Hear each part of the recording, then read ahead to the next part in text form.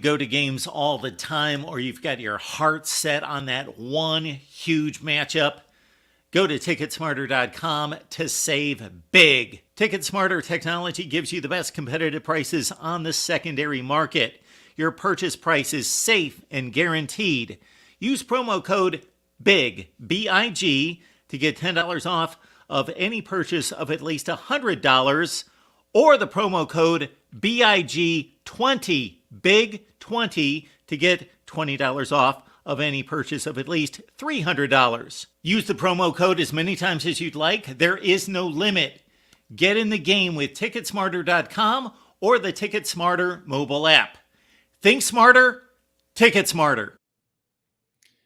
All right, everyone. Welcome into Florida State Seminoles Live. And if you want to get into the game there in Tallahassee, there you go, ticketsmarter.com or the TicketSmarter app, best secondary ticket market platform that you will find out there. And again, promo code BIG or BIG20, talking Florida State football. And it's a big week, as always, when it's Miami week, hate week.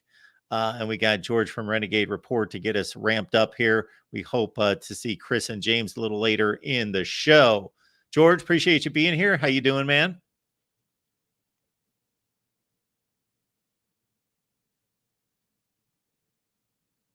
George, we can't hear you for some reason. That's like the biggest rookie move in the entire world that just happened right there. But like I was just saying a second ago, and we talked about off air, rushed here from work. It was one of them ones, worked a little late today, but we made it. Fired up to talk some Florida State, Miami, man. It's FM, FFM. That's what it's all about for us Florida State Seminoles. Y'all can kind of guess the rest of it, but yeah, it's hate week. All right. Before we dive into the matchups, what this could look like on the field on Saturday with Florida State as a 14.5-point favorite and all of that, I'm going to talk rivalry, and I'm going to set you up on this one. Why is this one different? Why does this one mean so much? Just talk about, the unique qualities of this rivalry. Absolutely, man. There's two games every year that kind of get talked about before the season starts, in winter workouts and summer workouts and spring camp and fall camp. It's all about working on the team, improving every day, except for those two teams. I mean, they're studying year round. They're talking about it. They're preparing. It's kind of, you could lose every other game and win those two. And, you might not be on the hot seat just because you won those two. It's just that important. For as far as the players on the field, these kids all grew up. They all grew up together. They all know each other. It's super personal. I mean, a ton of the guys on Florida State's roster grew up in Miami or close by in Tampa. It's personal, man. I mean, you don't get no better than Florida State. Florida, to me, is a great one. But it's almost like, I feel like Florida State and Florida, not to cuss us, but we're more similar. We're both North Florida. We have our thing, but it's like you only really worry about Florida kind of at the end of the year. Miami, Florida State hate and kind of the rivalry is really, truly 365 days of the year, bragging rights. And there's no more of a rivalry you could possibly have. It's a shame they fell off, the last couple games. It would have been nice to have them ranked and, look back on some of those older games, which also makes it what it was. For 10, 15 years, the winner of this game was likely to play in the national championship and maybe go on and win it. 8 national championships between the two of them within, 3 decades time. It was a long, long period of dominance. And it still means a lot. And with Florida State number 4 in the country, it's going to be a lot of fun there at Doak Campbell Stadium at 3:30 in the afternoon. So you already addressed what my next question might have been, because I've asked a lot of Florida State people this, a lot of Miami people, a lot of Florida people this, but especially Florida State people, because they've got both directions of this rivalry. Florida, Miami hate each other as well, but don't get together very often. And there's a rivalry within the conference here, but then there's that last game of the season when most of the national rivalries are taking place with Florida State. So I always like to get that take, and it's easy for some people to answer. They just spit it out, which one's more important, which one's more important to you? Others, it takes a long time to try to figure out, and they never can say. But it sounds like for you, it's Miami. Yeah, no doubt. It's Miami for me. I mean, you're absolutely right. Some people it's pretty even, and some people, they think Florida is the tougher one. And it's a fun question to ask. But yeah, for me, it's Miami. Like I can, for the most part, like I have Florida friends that I talk to on the weekly basis. The Miami thing is it's really just not very few Miami friends, but it's just a little bit more to it. It's just got that added something. I don't know what it is, but it's definitely my number one for sure. Do you have a favorite memory? Favorite memory. I could sit here and I'd have to really try hard to give you my favorite memory, but I could easily give you my worst memory of the Miami Florida State rivalry. And this is like right before we took off. It was Bobby Bowden's last year, 2009. I believe Ja'Cory Harris was the quarterback, the arm punter. I'm sorry, we're on the Miami channel. I'm just joking. But yeah, Ja'Cory Harris throws the ball to get a touchdown, and then Christian Ponder goes down to score to win the ball game.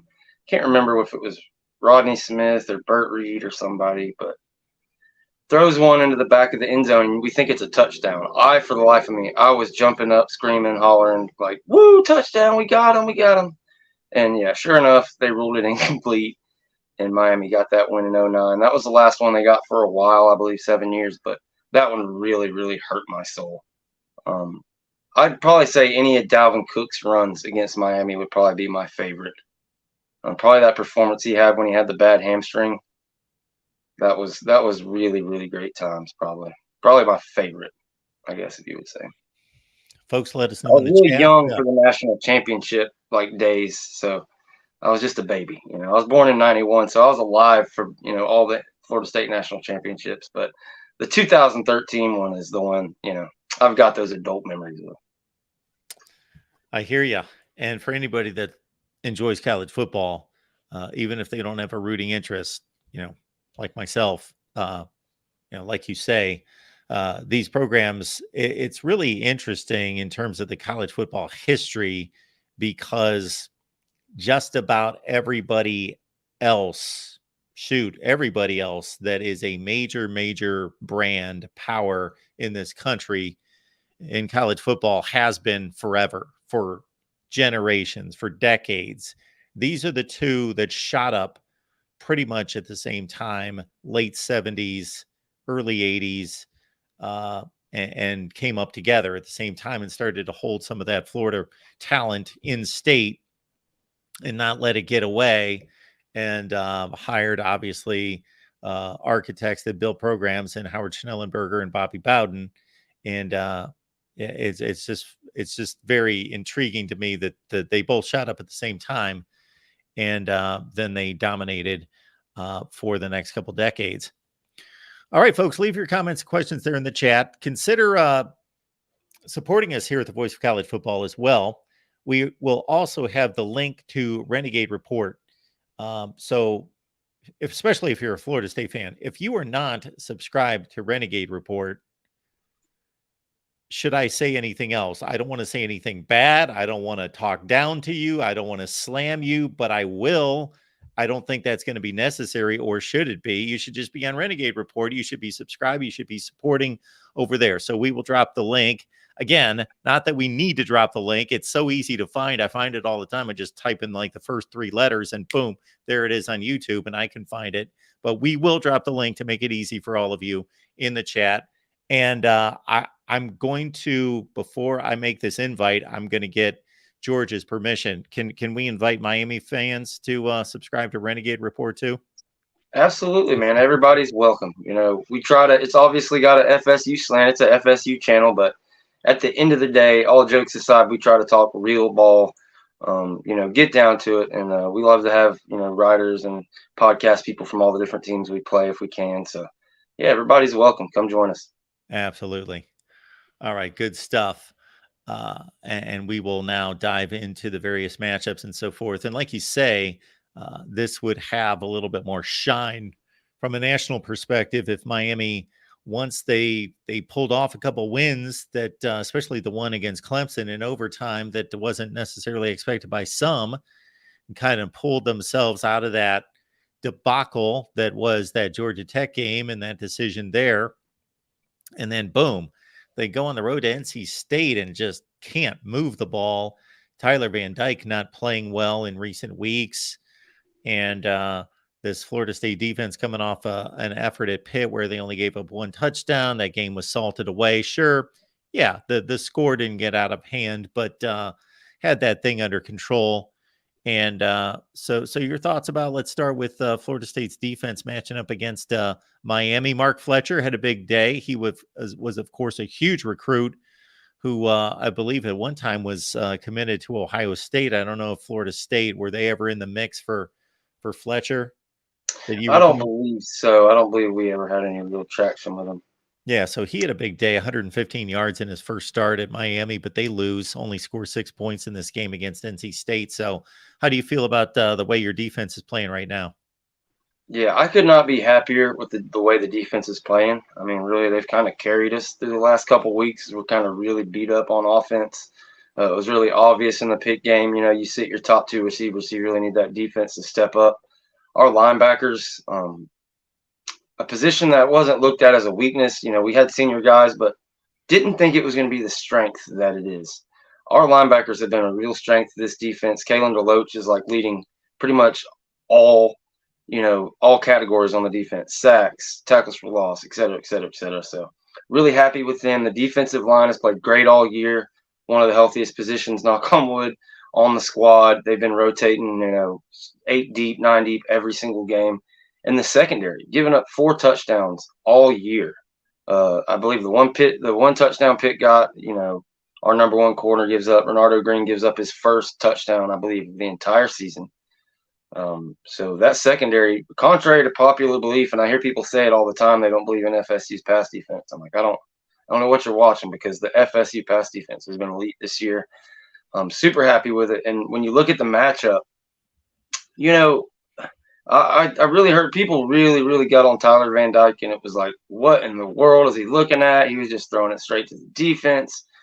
And, the big thing is he wasn't under pressure when he threw those picks. It's the weirdest thing. And I went back and watched the tape. I saw him throw a beautiful play against like crazy pressure out and hit a receiver out on the sideline. And in those 3 passes, to me, I feel like he threw the ball when the receiver should have been catching it. Like he was just that far behind, whether it has to do with his feet getting tied up or whatever the case may be. Just super, super late. This defense has struggled similar to Georgia with running quarterbacks. That's like the one big problem. Running quarterbacks really hurt us. We have faced very little actual pocket quarterbacks. So with Van Dyke struggling with his timing with his receivers, whatever's causing him to be so late and throw all these interceptions with no pressure, I really love the matchup, and it seems like this secondary would really eat. We do really good with pressure, so it's going to be interesting to see with how Miami's been playing, if they rush 3 and drop 8 a lot, or rush 4 guys and drop 7, or if they continue to really pressure him, because you're going to want to get after that pocket quarterback. The biggest thing I got to try to like not get too homerish on this thing. When you talk about the matchups and stuff, but really across the board, I love our matchups. They have a great offensive line.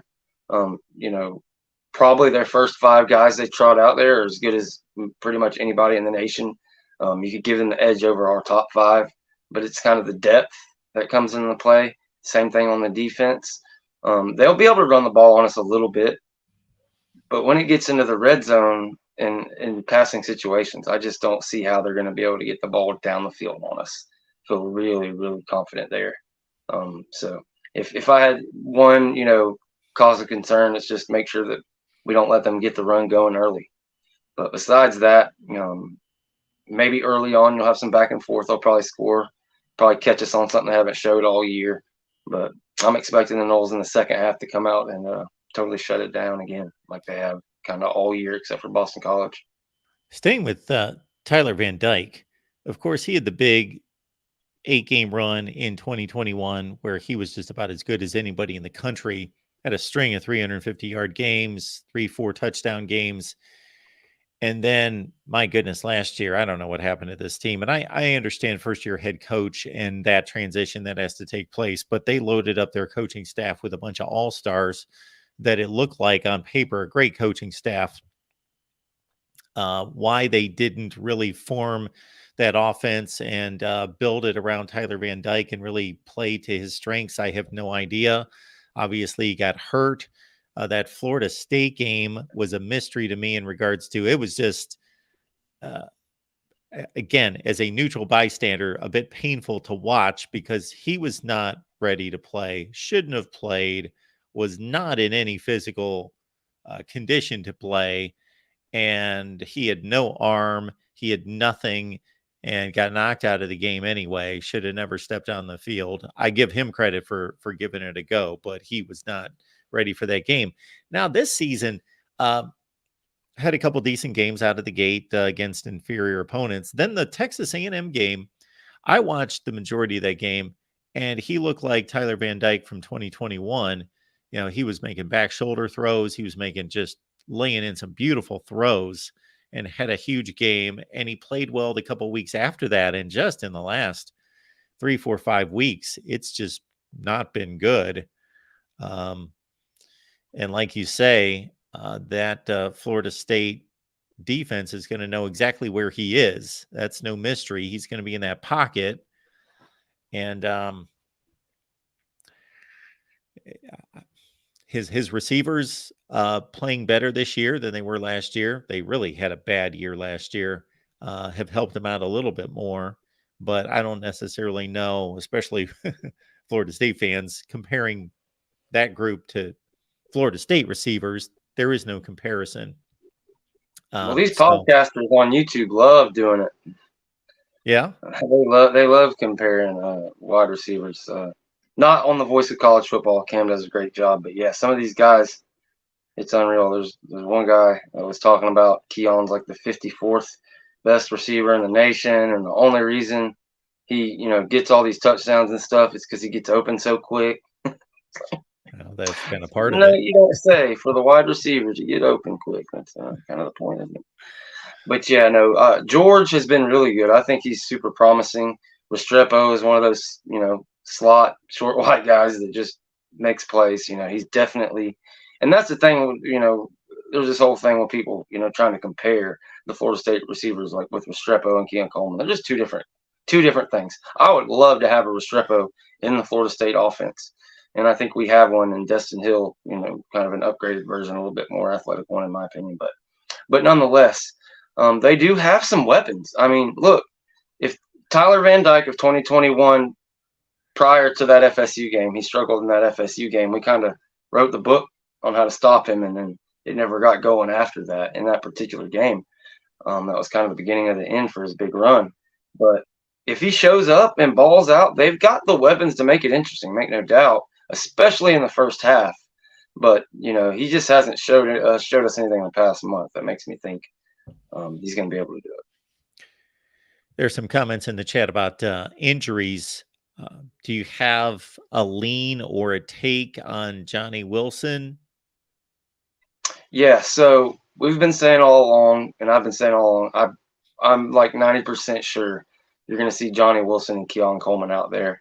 I think the reason you haven't seen them the past couple of weeks isn't so much that they couldn't be out there if they needed to be, just more of, not that Mike Norvell paper and, they were just able to rest them, I think. Obviously, they have something going on. I don't know if they'll be at 100%, but I think that's the kind of the idea of letting them off last week was that we could get as close to 100% for this Miami game as we could. So hopefully see both of our top wide receivers back. Jaheim Bell is also a little banged up. Portier is banged up. Really, like 7 of the top 9 receivers were banged up. That's why last week was so rough. Even though the top 2 guys were out, several other guys were, banged up. So getting them back will be big. And I'm pretty sure we'll have just about all hands on deck. Florida State's been roughly a 20-point favorite in that 18 to 24 range the last several weeks. Wake, Virginia Tech, Pitt. So I got to say, I'm a bit surprised that the spread is quite as large as it is at 14.5. I didn't necessarily expect it to be quite in that range, maybe more in the 10 range. Just your thoughts about the point spread and Yeah, what no, really I think it. concerns you, if anything. Yeah, I think it could have. Initially I was thinking it might be higher just off of that NC State game, but it's kind of stuck right there at 14.5. So maybe they have it right. Maybe they have it pretty good. Seems like they're probably getting equal money. It hasn't moved, I don't think, at all since it came out. So yeah, I think it's fine. It's so hard because it's this rival game, and they started so good in the season. You look at their roster; they really have talent. And to steal a kind of a take from our buddy Seymour that we talked about on the space today, they have like 18 to 20 guys on Miami squad talking about the offensive line, the defensive line that can go toe to toe to Florida State and make this thing a game. The problem is Florida State has like 40 of those guys. So, after a couple drives towards, you start getting close to half and you start seeing reserves in there. That's just kind of the defense. I think inevitably there's going to be a wearing down that occurs, on Miami side that doesn't happen on Florida State side, especially if we get our receivers back.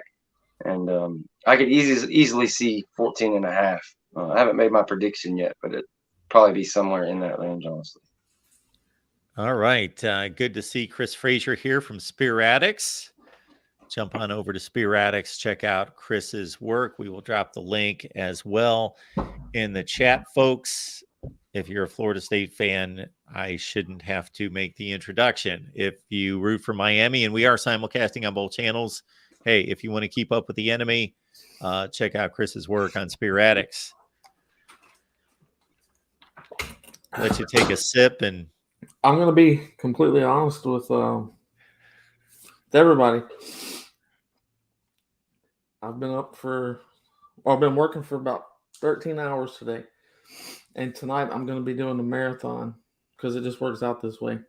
After this show ends, I go straight into a space. After the space, I go straight into Coach Coop's show that goes almost until midnight. So if you want to watch me talk about Florida State, this is the night to do it. Whoa. Sorry. I had a phone call come. So everybody got that straight with Chris. So he's going to be here with us. Chris, you're welcome to stay as long as you'd like, of course. And what time's your space? It starts at 8. 8 o'clock on Twitter. And then I'll be on the Coach Coop show, which is a Miami guy. I'll be on his show starting at 9. Okay. All right. We'll know where to find you. I'm going to start you out just the same way we started the conversation with George. Is this one different for you, meaning the Miami game each year? Do you compare it to Florida? Is there a pecking order in who you hate more, who you care about more? Okay, I want to hear it. Yeah, you talk to players from about, I would say 2003 and before, they're going to say Gators. Players 2004, besides James, but I think James is starting to change his mind. To the present, they're going to pick Miami. And I know that the question's about me, what I think. I can't stand Florida. Can't stand anything about the swamp. Don't like the colors. Can't stand hearing their chant. None of it. But something about Miami hits me different. And I just truly cannot stand anything about that team, anything about them succeeding, anything about their coaches, even if they were a former Florida State grad, just like Mark Richt. Never looked at him the same since he's been the head coach for him before. Just don't respect it, don't like it. No, I cannot stand the Miami Hurricanes. Not their fan base, not any team that's ever stepped foot.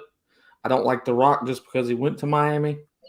I mean, there's a numbers of things like I only don't like you because you were a king. That's the only reason. I have no other reason not to like you, but that's all it takes.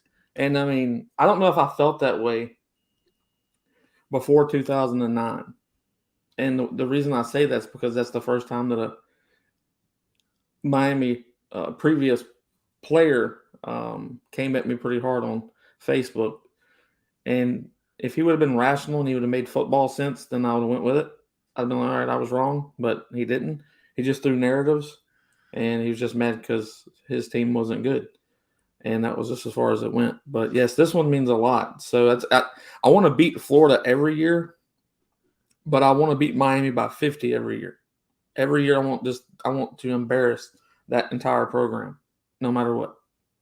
So last year felt really good. Amazing. I celebrated it for almost 2 months. Don't get no better than last year. That was great. Oh, it's going to get better. I Yeah, think that was great, but it's going to get better. I would have to admit, I didn't even see that. I knew Florida State was going to win the game, and they were going to win decidedly, but oh my goodness. Yeah, that was a beatdown of epic proportions. What, 45-3, right? Yep. Guessing you guys won't ever forget that score. Nope. We won't ever forget 4th and 14. We won't ever forget 45-3. Nope. Never forget it. Big time moments in the Mike Norvell era. I mean, 4th and 14 really changed everything, and then 45-3 just let the whole country know, hey, Florida State's here. So 2 really great ones, and it couldn't have happened against a better team. You guys know better than I do what the spin was from the Miami standpoint on 4th and 14. It's that got Manny Diaz fired, so you did Miami a favor, and then they were able to get the coach they wanted. They don't like my opinion on that, but I think they would have been better off if they kept Manny and Lashley there. I can't imagine Van Dyke what he would look like in year 3 under Lashley and that Diaz defense if they'd give it a little bit of time. But that's just me. Well, the last time that I checked, we never put up 45 points on Manny. Didn't do it. It's true. And we never held them to 3 points with Manny either. Lashley, I think, is a better offensive coordinator than what they've had in between him, and what I think he's better than what they've got now. I mean, I'm just going to be really honest about the entirety of the offense of Miami. It's not that they have bad players. I don't even think that Tyler Van Dyke is as bad as he's playing. I think that the offense is so mixed up on what it is. Like, they don't have an identity to the point of you hear that phrase all the time. What's their identity? What's this team's identity? Ohio State's kind of struggling with what their identity is on offense. But I think if you look at the two offenses, they're very similar. I just think that Ohio State has much better coaching. I think that they can scheme things better than what Miami does. That's why I think Ohio State is the number one team, because while it looks like their offense may struggle, it doesn't struggle nearly as much as Tyler Van Dyke in Miami. And you're trying to run pro style running game and spread passing game, and that you don't mix those two. It just doesn't work. If you go back and look at Alabama before Nick Saban decided to switch, and he didn't want to, but when he finally switched his offense over and went and got the guys that could do it to spread, because that's where college football was going, you don't see them trying to run I formations and power run situations and running through tackles the way that you used to in pro style and kicking to the outside in a counter. You either counter to the gap as far as the Y gap or the G gap. You don't counter all the way around the damn edge, because you're usually trying to get those edge players to come up anyway, so they over pursue the play and spread. Miami's not doing that. Miami is allowing the gaps to both be filled and the edge to be set, because they don't know how to set it. And they've got a really good offensive line, so it's not fair to the guys that are on the field to ask them to run a pro-style running game and a spread offense as far as passing. It doesn't work. Yeah. And as far as like Miami and that whole thing we were just talking about before that, I think the staff and the administration at Miami underestimated Florida State, because Florida State, was coming off all those losing seasons. I think when they lost that 4th and 14, they thought it was this god-awful loss, and that's why they pulled the trigger. They just didn't have the foresight of what was coming. But, yeah, and that's what, before you got on, because that's basically what I've been saying. I just don't, with what they're doing, it just doesn't. I just don't see how they're going to be able to throw the ball. They may run it a little bit, like you said, inside, but they're not going to break anything loose or get that edge. I just don't see it. Not asking anyone to share that comment, but that is true. So That's 100% true. I do want to stay with the current matchup, but there is a question I've got for both of you, and if we have a crossover with Cam Underwood about the program, big picture stuff that I've got for all of you. But let's stay with the 23 matchup. So, George was starting to break down the defense, how well the defense has played the last several weeks, and what Miami presents on offense. I gave my take on TBD and what I've seen ever since he hit the scene in 2021. And of course, as I mentioned to George, if you're a neutral observer football guy like myself, watching him try to play against Miami or against Florida State last year was just painful to see them drag him out onto the field when he was just not up to it. And he was basically, walking around with his shoulder dragging on the ground half the night. But looking at this matchup across the board, aside from them having top 15 type talent, Chris, is there a concern anywhere? You mentioned how good their offensive line is. Is there a concern that they could control the football with their running game, with Henry Parrish, with Mark Fletcher, and those guys? Here's the worry that I have. I think that their running game is definitely their strong suit, especially going in against Florida State.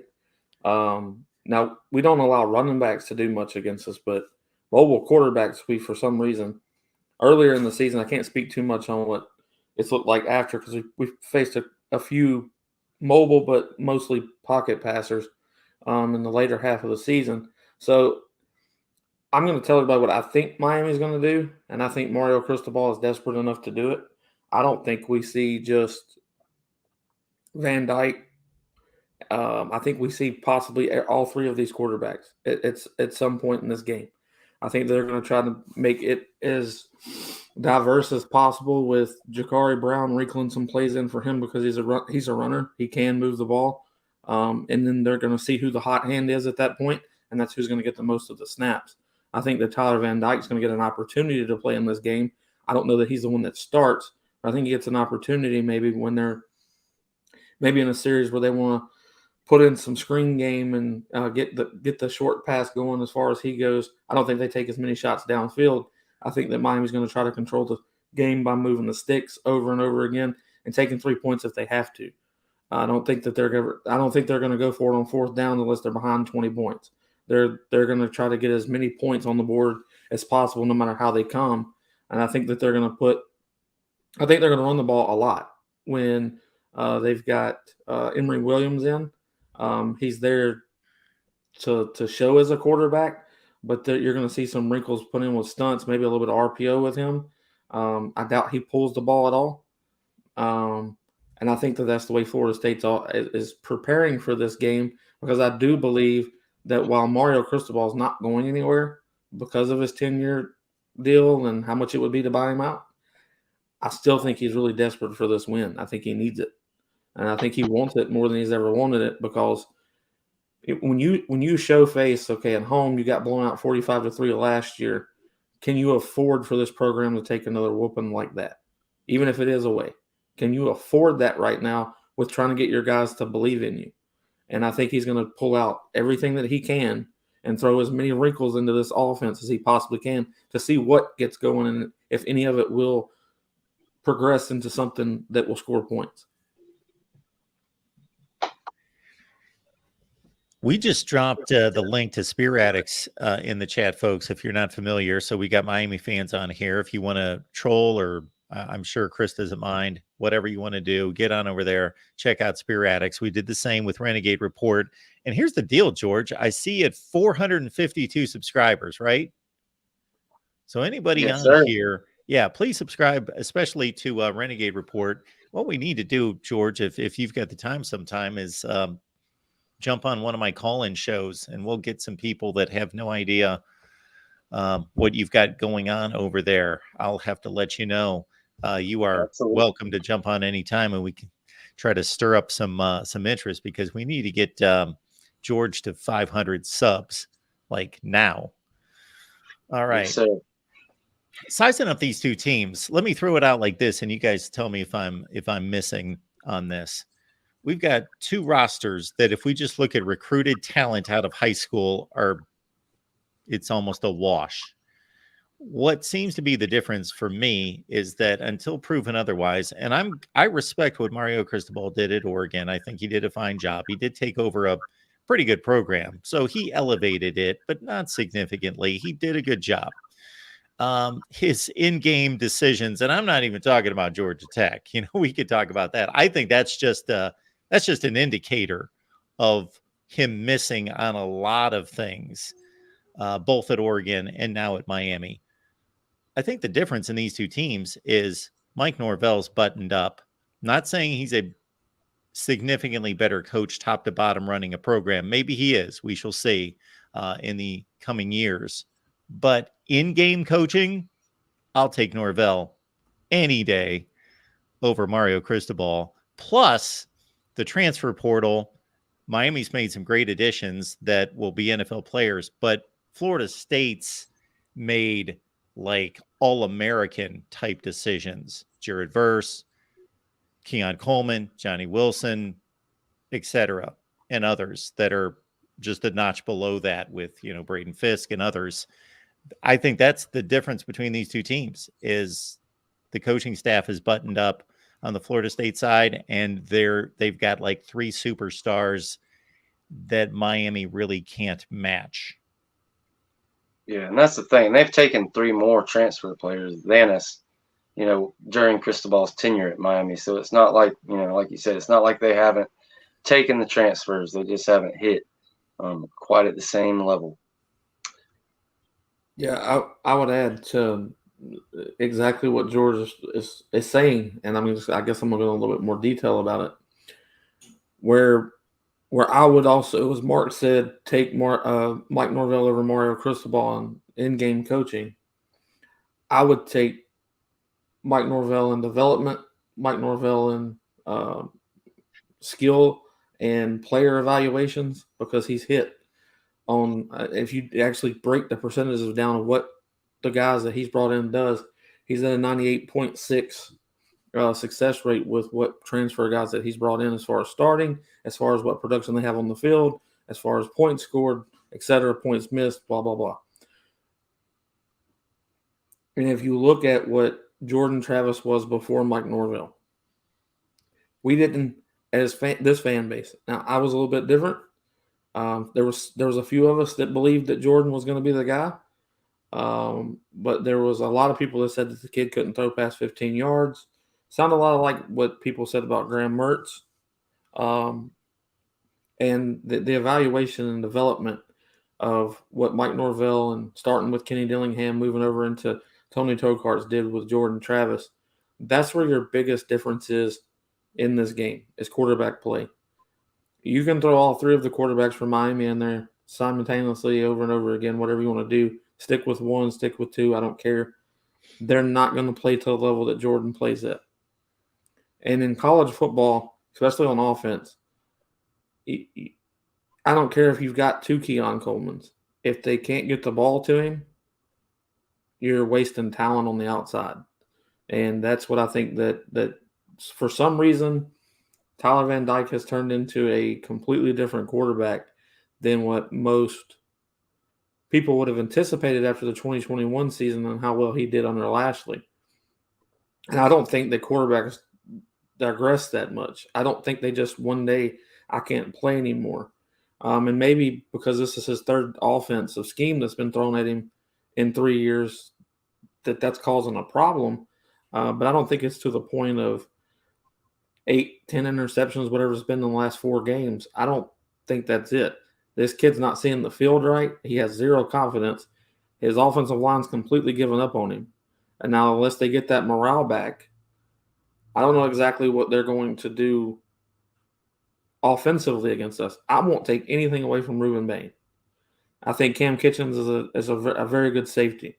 I think he played better last year, but I also heard that, I don't know if that's true, but I've heard that he's been banged up more this season. So maybe that has a lot to do with why he's not as good as he was last year, but he's still playing very well. But Jordan has thrown 2 picks this entire season. I don't see Cam Kitchens getting 2 or 3 interceptions in this game. Like, that's where I think that Miami fans are expecting this huge showing from their defense, whereas I also do not expect Ruben Bain to have more than 1 sack. I just don't see it. Because in the wrinkle of things, you saw Virginia do it, you saw Georgia Tech do it, you saw whoever the last game was, whatever that was, NC State, they were all able to take Ruben Bain almost out of the game into an effect of where when it came down to what matters. NC State did a better job than I think anyone did as far as taking him out. Cam Kitchens is also another one that they did a really good at keeping plays underneath him so that he could not do what he's doing. But there's 2 players that Florida State has to be aware of on Miami's defense no matter what. And that's Ruben Bain. You have to take care of him, and you've got to make sure you know where Cam Kitchens is on the field. Because if you make a mistake, those are the 2 guys that are going to make you pay for it in what I've seen. Now, I'm not saying that the rest of their defense isn't good. I'm just saying the 2 guys that are hungry enough, that are showing to be the guys that can be the playmakers for that side of the ball, those are the 2 guys you got to put targets on, and you make sure you keep them as far as away from the play as you possibly can.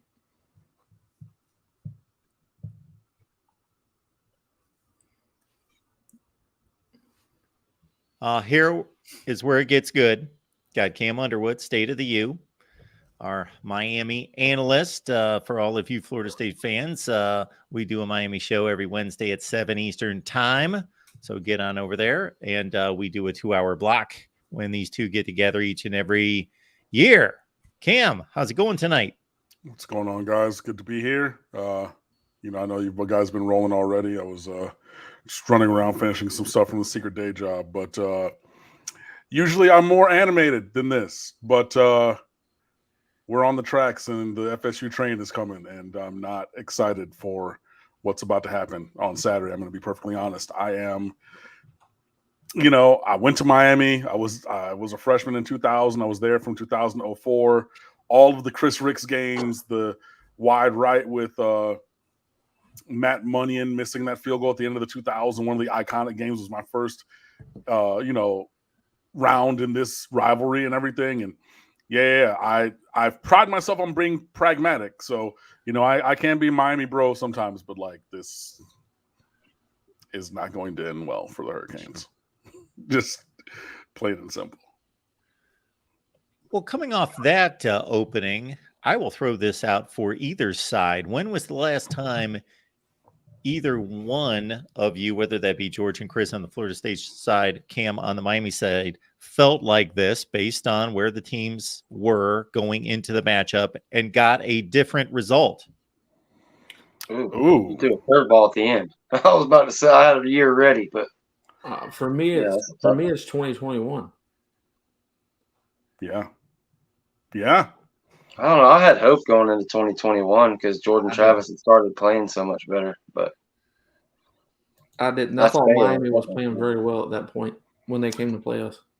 I would agree that it would be 21. I don't think it was to the level of this year, because that Miami team was not a college football playoff contending team.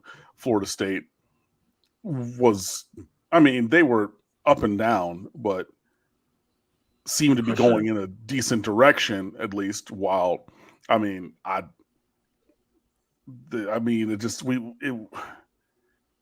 would have to skip past so many recent performances, particularly from Tyler Van Dyke.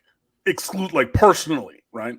I would have to skip over these recent data points and be like, hey, let's go back to September. If we airlift that Tyler Van Dyke from week 2, Texas A&M, and ignore everything else and just airdrop him in now, maybe. But 11 turnovers in 4 weeks because he had 10 interceptions and a lost fumble last week, by the way, in the last 4. You're playing down to the competition in so many ways. And Florida State, look, the Noles are not an unbeatable team. They're not a perfect squad. Even Pittsburgh, held y'all down last week. I mean, but like Pittsburgh is one of the worst teams in captivity. So like, yeah, you end up pulling away.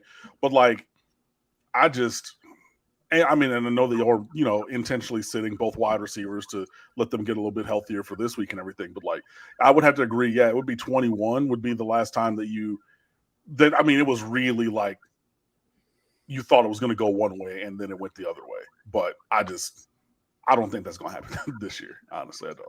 Yeah. So this Florida State team is a legitimate top 5 team in the nation. So this Florida State team is better than that Miami 2021 team that was more like a top 25 or 30 team. But this Miami team is better than that Florida State team. They can be, but I mean, Tyler Van Dyke he's played so poorly personally that like, I mean, I think that the variance on that is as wide as the Grand Canyon. You know what I mean? The roster is significantly better. You know, maybe Mike Norvell is starting to put it together with who he had a little bit better than what y'all got going on currently, but the roster, as far as like the blue chip talent y'all have, is much, much better than what we had in 21. But we don't have the depth. That's the thing. You know, like it's the top of the roster, and only that. Like I pulled up when you were talking about Ruben Bain and Cam Kinchins in the last answer. Another person who would have been on that list is Akeem Mesidor, who was the second team All ACC, transfer from West Virginia. He hasn't played in 7 games. Yeah, you know what I mean. So like, or wait, we're 6-3. He's played 6 games. This is going to be 7 because it's gotten to the point where we don't even ask Mario about him anymore. He's not going to play. You know, I think he's played his last snap as a Hurricane. Otherwise, we would have heard about it. But that's a guy who has, and will have a positive impact for the Miami defense in games. He's not playing anymore, right? Nigel Kelly, who I thought was going to take like a huge leap to be second team all-conference, borderline first team. He's been injured. He's out for the year. That's another. I mean, that's both of your starting defensive ends at the beginning of the year gone, right? So now we have Ruben Bain. Jafari Harvey's been here for a long time. He's a good person, but on the field, he's a Jag, maybe a Jag plus, you know, but like he's not affecting plays like this. And that's where the top line talent across the starting 22 is pretty. You can go toe to toe against most anybody, but when you start seeing anybody leave for any amount of time, like both our starting corners left last week. We know that one of them is going to play. The other one, Mario said, we're optimistic. I'm not optimistic with your coach speak, Mario, because I've heard this for 2 seasons now, right? So now your number 1 corner, Daryl Porter Jr., probably gone. So now we're going to put Jaden Davis or Corey Couch or one of the Brown brothers, whose father I worked with for years at the high school I used to teach at, Damari and Devontae. I think they'll be better players in the future than they are right now. But you're not going to have any of those 4 players. At one point for y'all, hopefully one-on-one with Keon Coleman. I don't like it. Y'all are going to queue up that goddamn band with that war chant, and it's going to change a crooked number on the scoreboard if that happens. So, there is talent on the roster. Yeah, we're making a step towards where we want to be as a program and, having the talent and all things like that. But, right now, and especially with the quarterback playing like absolute dog shit, it's hard to overcome. I've got a quick comment. Then I want to hear Chris give his quarterback theory about how Miami's going to approach this game. And Cam, I want you to respond to it. So I got my guy, Steve Merrill, comes on here each week and he runs through all the wager talk. That's where he's based, wagertalk.com. And he goes through all his math models and everything. And, it's one of those deals where I know point spreads pretty well. I'm no odds maker, handicapper, but I can guess a point spread almost all the time within 1. And if you give me a game, I can give you a point spread. And he will tell me, what his math model after 10,000 simulations says. And about 8 out of 10 times, usually it makes sense. But out of the times that I question it, it's right about 80%. And I'm right about 20%, I would guess. That it's where did that number come from? And when I told him, I'm surprised Florida State's a 14.5-point favorite. I thought this would be more 9-10. He said his math model has it at 23. If Tyler plays the way that he's been playing, I think you could get there. Hey, last year was 6 touchdowns. And again, that's only 2 years from it was 6 touchdowns the other direction. So like we've seen, like in 3 years time, an 84-point swing in, the aggregate result. So, a 1 year of, even if we round that down, 3 touchdowns, right? That's still a blowout, but that's still 50% growth in terms of Miami being that much closer to Florida State after losing by 42 last year. So like I know it seems like a large number. I don't think that that's crazy. And that comes down also to how does Mario approach this game? And I was having this conversation with a friend of mine. Shout out to Fred Purdue. Used to host a podcast with him. Does Miami play to win, or does Miami play to keep it close? Because, shout out to Rob Deere, who played in Major League Baseball for a long time, including for my Detroit Tigers, who hit like 189 a year with 37 home runs because he was always swinging to hit it 500 feet. But when you do that, a lot of times you strike out on the other end if you don't hit your plays and things like that. So are you playing to win, taking these huge shots, giving the ball away to Florida State, doing all those things, or are you playing more aligned with like a middle bottom tier Power 5 / academy, like a service academy, where like we're going to slow this game down, we're going to go a little bit ball protection, we're going to be very conservative in these windows, we're going to punt from the positive 44 or something. Why? Because we're not trying to give them a 56-yard field, we're trying to pin them back and make them go 95 yards. And that change in tempo, that change in game operations, all those things mitigate the chances for you to get blown out. It depends on which way Miami tries to play it. Me, myself, personally, look, I know we need this recruiting class. We need another recruiting class. I cannot have another 6 touchdown-ish loss to Florida State. I'm conceding the loss. I'm playing not to get blown out because you mess around and Florida State runs counter again, and all of a sudden we're looking at the back of Trey Benson's jersey again like last year. Or you bring a zero cover blitz, or cover zero blitz, and all of a sudden Keon Coleman is one-on-one with whichever also ran cornerback is out there, because again, I don't think that our best cornerback is playing. And all of a sudden, again, you're looking at the back of his jersey, queuing up the band, striking up the war chant. I don't want to see that. But that comes down to how Mario operates it, and I think that will have a big say in maybe the margin of victory kind of talk. So, Chris, I'd like to hear your quarterback philosophy concerning Miami and how you believe they're going to approach the game, and see what Cam has to say about that. Well, the way I think that any Miami fans are going to look at it, they're going to look at Mario Cristobal and they're going to say he's not going to do this. But I think that he's desperate enough to do this. I think that I think he would gain fan respect. Maybe not all fans, but the popular opinion. Like what people would like to see. Well, at least he's trying everything. I personally think that we see a minimum of 2 different quarterbacks and potentially all 3. I think that Jakari comes in with wrinkles as far as running the ball. When you get in the goal, if you get into the red zone. If you get into the red zone, I think you see Jakari come in and make some type of runs, or it's a fake run and he gives a quick screen, something to that nature. I think that I don't know that Tyler Van Dyke will be the one that starts. I actually think that you go with Emory, just so everybody else shuts up. And Emory does more of the run game, RPO style almost, and still keep his throws if he passes short. Don't take big shots, because that's going to be a big mistake for a guy like that to have that pressure on him being a freshman. But he did well against Clemson enough. I mean, I don't know what the kid's capable of all the way. I've only seen him play against Clemson, and they didn't take no huge shots down the field, but he was able to manage that game. So I think that you see a wrinkle of at least 2, but a potential.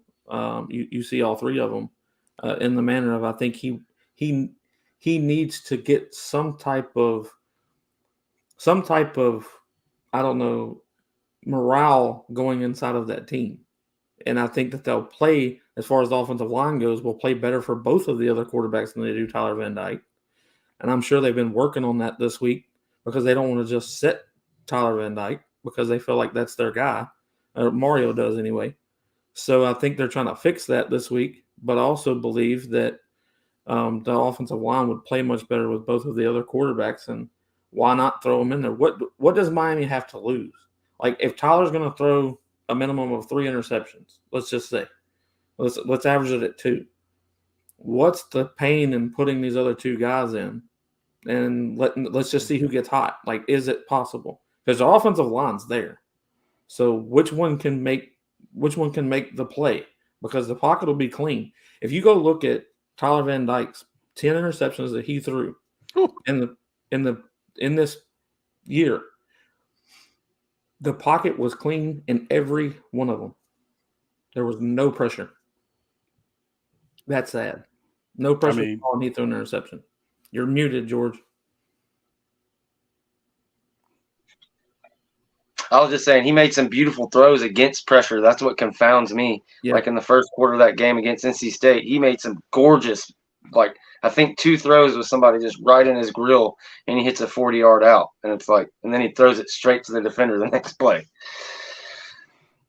Yeah, the inconsistency is vexing with Tyler, and he's thrown the same interception so many times. Like he doesn't have the drop it in a bucket in the cover 2 hole, throw the Eli Manning up the sideline in the Super Bowl. He does not have that throw.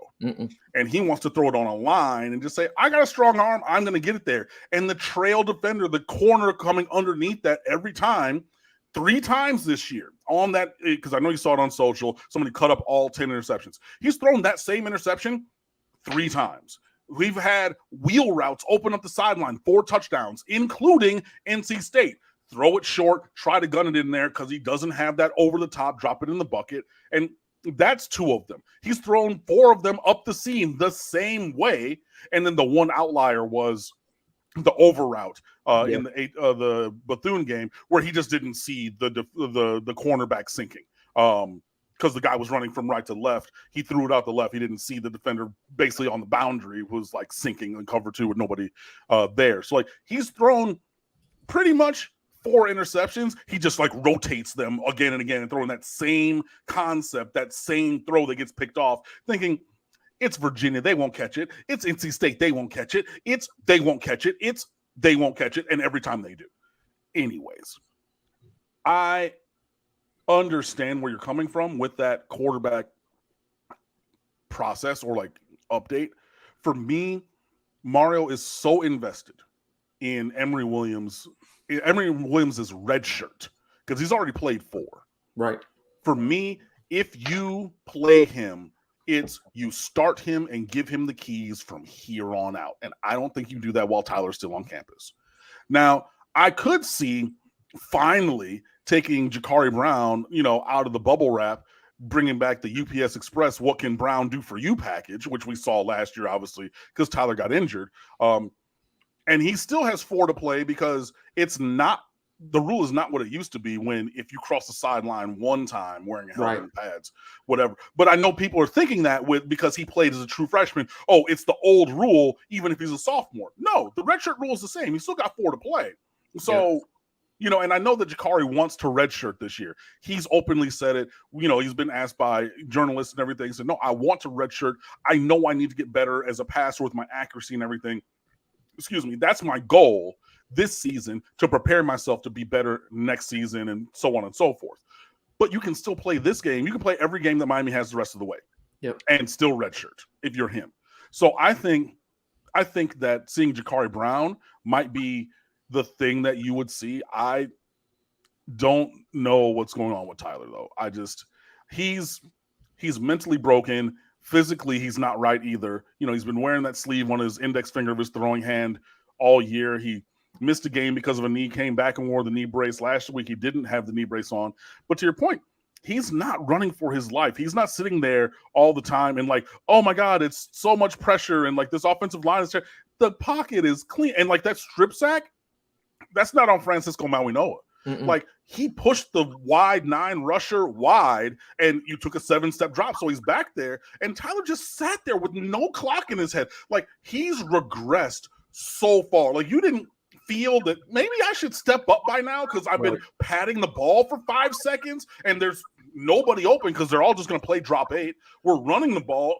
And then the one time he should have pulled it and thrown the pop pass on goal line, he doesn't. And nobody in the stadium paid any mind to Colby Young because they said, we're just going to try to run the ball. We're going to bully ball you. So we're going to crash everybody to the run and then end up tackling Mark Fletcher for a loss. And that's turnover on downs. So like there is a lot going on. This offense is, I mean, just looking at the per play numbers, the points numbers. I mean, just everything has just gotten worse and worse and worse and worse all season long. So I think that accepting the 3 quarterback thing, because I don't see any way that you have 3. I think that you have 1, and that 1 is Emory, or you have 2, and then that's Tyler and Jakari. I would be, absent like freak injuries or something, I would be shocked and flummoxed if they play Emory. I just don't see it because they are positioning him as the guy moving forward. And I know that we keep getting these reports and things of Jakari improving in practice, and his accuracy is so much better. And now he's not just throwing the ball 122 miles an hour on every single throw. I don't care. I want to see it in games, because last year we heard the same thing. Every single week, Tyler had a great week of practice. It looks great. There's the team social media, these other websites going to the game. Or I don't go to the away games, right? But being there at NC State, doing all the propaganda. The team seems more dialed in for this game than they were for Texas A&M. Tyler's throwing the ball better than he's thrown the ball all year. He's coming off of his first game of his career with no touchdowns. He's dialed up. He's juiced up. It's going to be great. And then what happened? I'm not here to believe on spec what they're saying at all. I need to see it. And right now, I don't see anything that is worth giving them the benefit of the doubt. And yet, to Cliff's point, Tyler has had immaculate protection all year long. And then you get a career high 115 yards from a true freshman running back rotating in and running over dudes against NC State. And you can't do anything? Nah, I'm sorry. Like, it's pretty bad. It's pretty bad is the short story long. So, yeah, like I said, to your point, it's either going to be Tyler and maybe some Jakari, or in my brain, it should at least be Emory and just give 17 the keys and let him ride out, which we've seen be successful. We had multiple first-time starters win against Florida State in a row. It was Malik Rozier. It was N'Kosi Perry, his first start in the rivalry. It was Jaron Williams, drunk behind, his first start in the rivalry. We've put guys out there for the first time and had success. So, like, that could be a thing, but also those wins were not against this caliber of Florida State team. So I'm not necessarily ascribing that performance, if we go that way, to this game. However, there is a version of this precedent that's been seen before. Well, I have a question for you and Miami fans. I see now that some of them are coming in. How irritated is most of the media and all of the fan base with Mario's coach speak? Because I think he does it where you would say, from the coach's aspect, they would say he does the best job with it because he doesn't give anything. But from the media aspect and the fan aspect, it has to be pissing everybody off. Because I hate the way he talks when he comes out and says, like, this week, I watched the Mario Cristobal show that they do. Mm-hmm. And he irritates the absolute crap out of me with what he says. Yeah. He kept saying without giving it away. And he just gives some generic ass answer. And I'm just like, what was the point in doing the show? Because no one knows anything different than what we already know. And you're not really speaking to, well, I like the way that the teams came back and worked even after the loss. What do we expect you to say? Like, I don't believe Mario, even if he wasn't pleased with how they came back, to tell anyone that he's not pleased. Right. Because he still needs that locker room to believe in him because they're not winning. So he's not going to go out there and knock them because he's not that guy. It's just not who he is. So I'm just wondering what y'all's thoughts are as how he does the coach speak so well.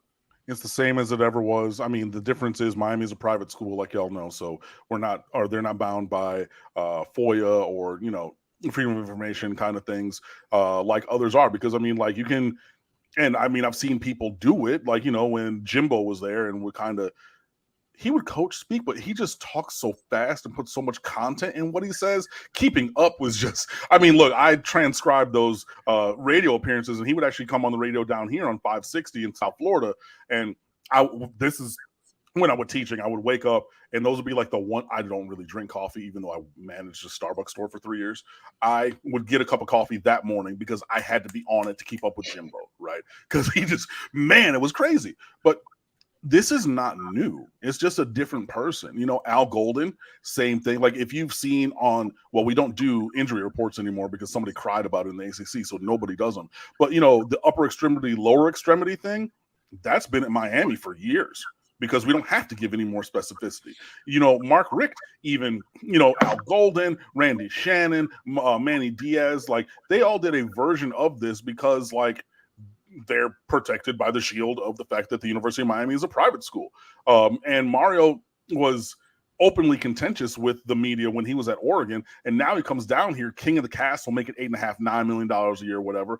And he has that. So he's just like, screw it. I'm going to answer how I want to answer. You guys can do with it whatever you want to. I'm going to give you the placating. That's a great question, Jordan, but I'm just not going to answer that, you know, and like in every single, you know, availability that he has and just keep it moving. So, I mean, is it frustrating? Absolutely. But to this point, it's been just like the mediocrity of the team on the field. It's been this same thing with coach speak from coaches forever and a day anyway. So it's just a different iteration of the same nonsense, really. But it is not anything that we like. Well, we had media ask Mike Norvell against the Pitt team where he called a trick play. They asked him if there was something that leads up to that, or, you know, is there something that he saw in particular that made him want to call that play? And I just like the way he answered. He's like, because I thought it would work. That's the reason why I called it, because I thought it would work. And like, I think when you ask Mario a question like that, his answer would be, well, we were trying to get a spark out of our guys, try to get something moving. And unfortunately for us, it just didn't work that time. Yeah, I mean, that would be the answer. And then, like, he'll also defer to, and it cuts both ways because he defers to the coordinators. So it's like, oh, yeah, we've had this great performance. And then, like, oh, the offense was terrible. It's like, oh, well, you know, I'm just going to put it all on them. It's like, you're the head person in town, though. Like, I mean, they didn't just do this. You know, like we had, God, what play was that? There was a play. Oh, what am I thinking so hard about? The fact that we didn't freaking take a knee against Georgia Tech. Right? So then it's just like, you're the head coach. You make the decisions on game operations. That's a game operations play, not a running offense play. He's like, well, no, I mean, you know, we called it and we had it blocked up. And so what you're saying is, number one, the offensive coordinator made that call outside of your purview as head coach with 33 seconds left, the ball, and the opposing team had no timeouts with the lead, right? All things that say take a knee. So that happened outside of your purview. And then during his initial response after the game, he did not take any responsibility, and he put it on the player and said, we coached two hands on the ball. It was supposed to be ball safety.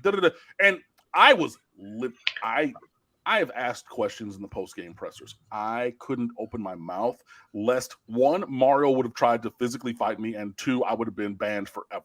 So I said, you know, I'm going to sit here mute and just seethe this anger. And he started to put that on Donald Chaney Jr. I almost lost my top. It was crazy. But then, he knew it too because he started backtracking immediately. Right. But it took two follow-ups that day in the room for people to say, whoa, wait a second. Are you saying that? So then their follow-up said, okay, what was the process that happened on fourth down? Guys, I'm not going to go over it. We have processes in place. So what's the process, Mario? If you have processes in place and you know what's going on, and then, well, we should have called a timeout. What are we? Okay. Like, I'm sorry. But like, that right there, it's just like, bro, at this point, we have to ask you directly. Like, what the F happened? Like, can you please? And it was just like this nonsense or whatever. It's just like, bro. And then like later, all his media availability the rest of the week said, well, it's on me. And I'm like, yeah, you eventually got there. And I had so many Miami fans. Oh, he took responsibility. And I was in the freaking room. No, he did not. He tried to put it on Shannon Dawson. He tried to put it on on Donald Chaney Jr., who had never fumbled in his Miami career. And you try to throw that kid under the bus for your nonsense. And then you look at us like we're following up on, like, I'm sorry, Mario. You have procedures. We have procedures. We're going to move on. What are the procedures? And so what happens? Because if this happened, how did this not trip up any of your fail safes, any of your structures? But then we're wrong for that. So anything past that, and if you're in a direct situation such as that, and you're getting that walk around, hey, talk about the quarterback play. Well, obviously we haven't been there, and the passing game has regressed. I was like, understatement of the century that the passing game has regressed. I mean, Tyler Van Dyke's worst 3 games, Middle Tennessee State last year, which still just irks me, but whatever. And then the last 2 weeks. So how, as a third-year starting quarterback, are you still doing all? I don't know. But yeah, it is not. There is no illumination from Mario. There is no extra anything. He definitely subscribes to the methodology of your local lawyer who says, when asked a question, answer succinctly and directly and give nothing else. That's him, but he gives even less than what is necessarily in normal conversation or a normal structure between coach and media, because he can get away with it, because we can't really press him because there's nothing else we can do. Well, it's like when your mom blows you off and says she doesn't want to tell you no. She just says she can't afford it, or dad said no. It's like, we know you're BSing us, but it's like, right. So you I'm sure y'all probably never got the actual story of why the knee didn't get taken, whether it be, who actually made the call, et cetera, et cetera. Like even with him backtracking, saying one thing and going back. But right. Anyways, I have one question for you though, kind of on the recruiting end of things. It was already a stereotype when he came into Miami of kind of being the old school guy and being, not necessarily the most QB friendly guy ever. And then just kind of with what's been going on and, the not taking the knee and all that stuff. Do you think that is going to harm quarterback recruiting going forward? Or do you think Cristobal just being such a great recruiter overall that y'all will be able to, get the guys y'all want, for your 25, say, and 26 class? I mean, we should be able to recruit quarterbacks. I mean, just look at all of the film. Look at the film of the interceptions. He was back there patting the ball for 5 hours. He has all the time in the world. That jersey is clean. Absent the fact that it was over pads and you sweated in the game, but there's no grass stains on that jersey. You could Febreze that thing, put it on a hanger, and leave it in the locker and just wear that same one the next day. You know what I mean? And if you look at the film, there's guys running open, even on interception plays. There's multiple guys open. You throwing this short, you got crossers, you got check down. The system is there. We've called plays that could be advantageous, but this dude's not doing it. And you also have the in-season comparison to say when the throws are made, you have huge numbers, right? Texas A&M makes the throws, cooking. Right?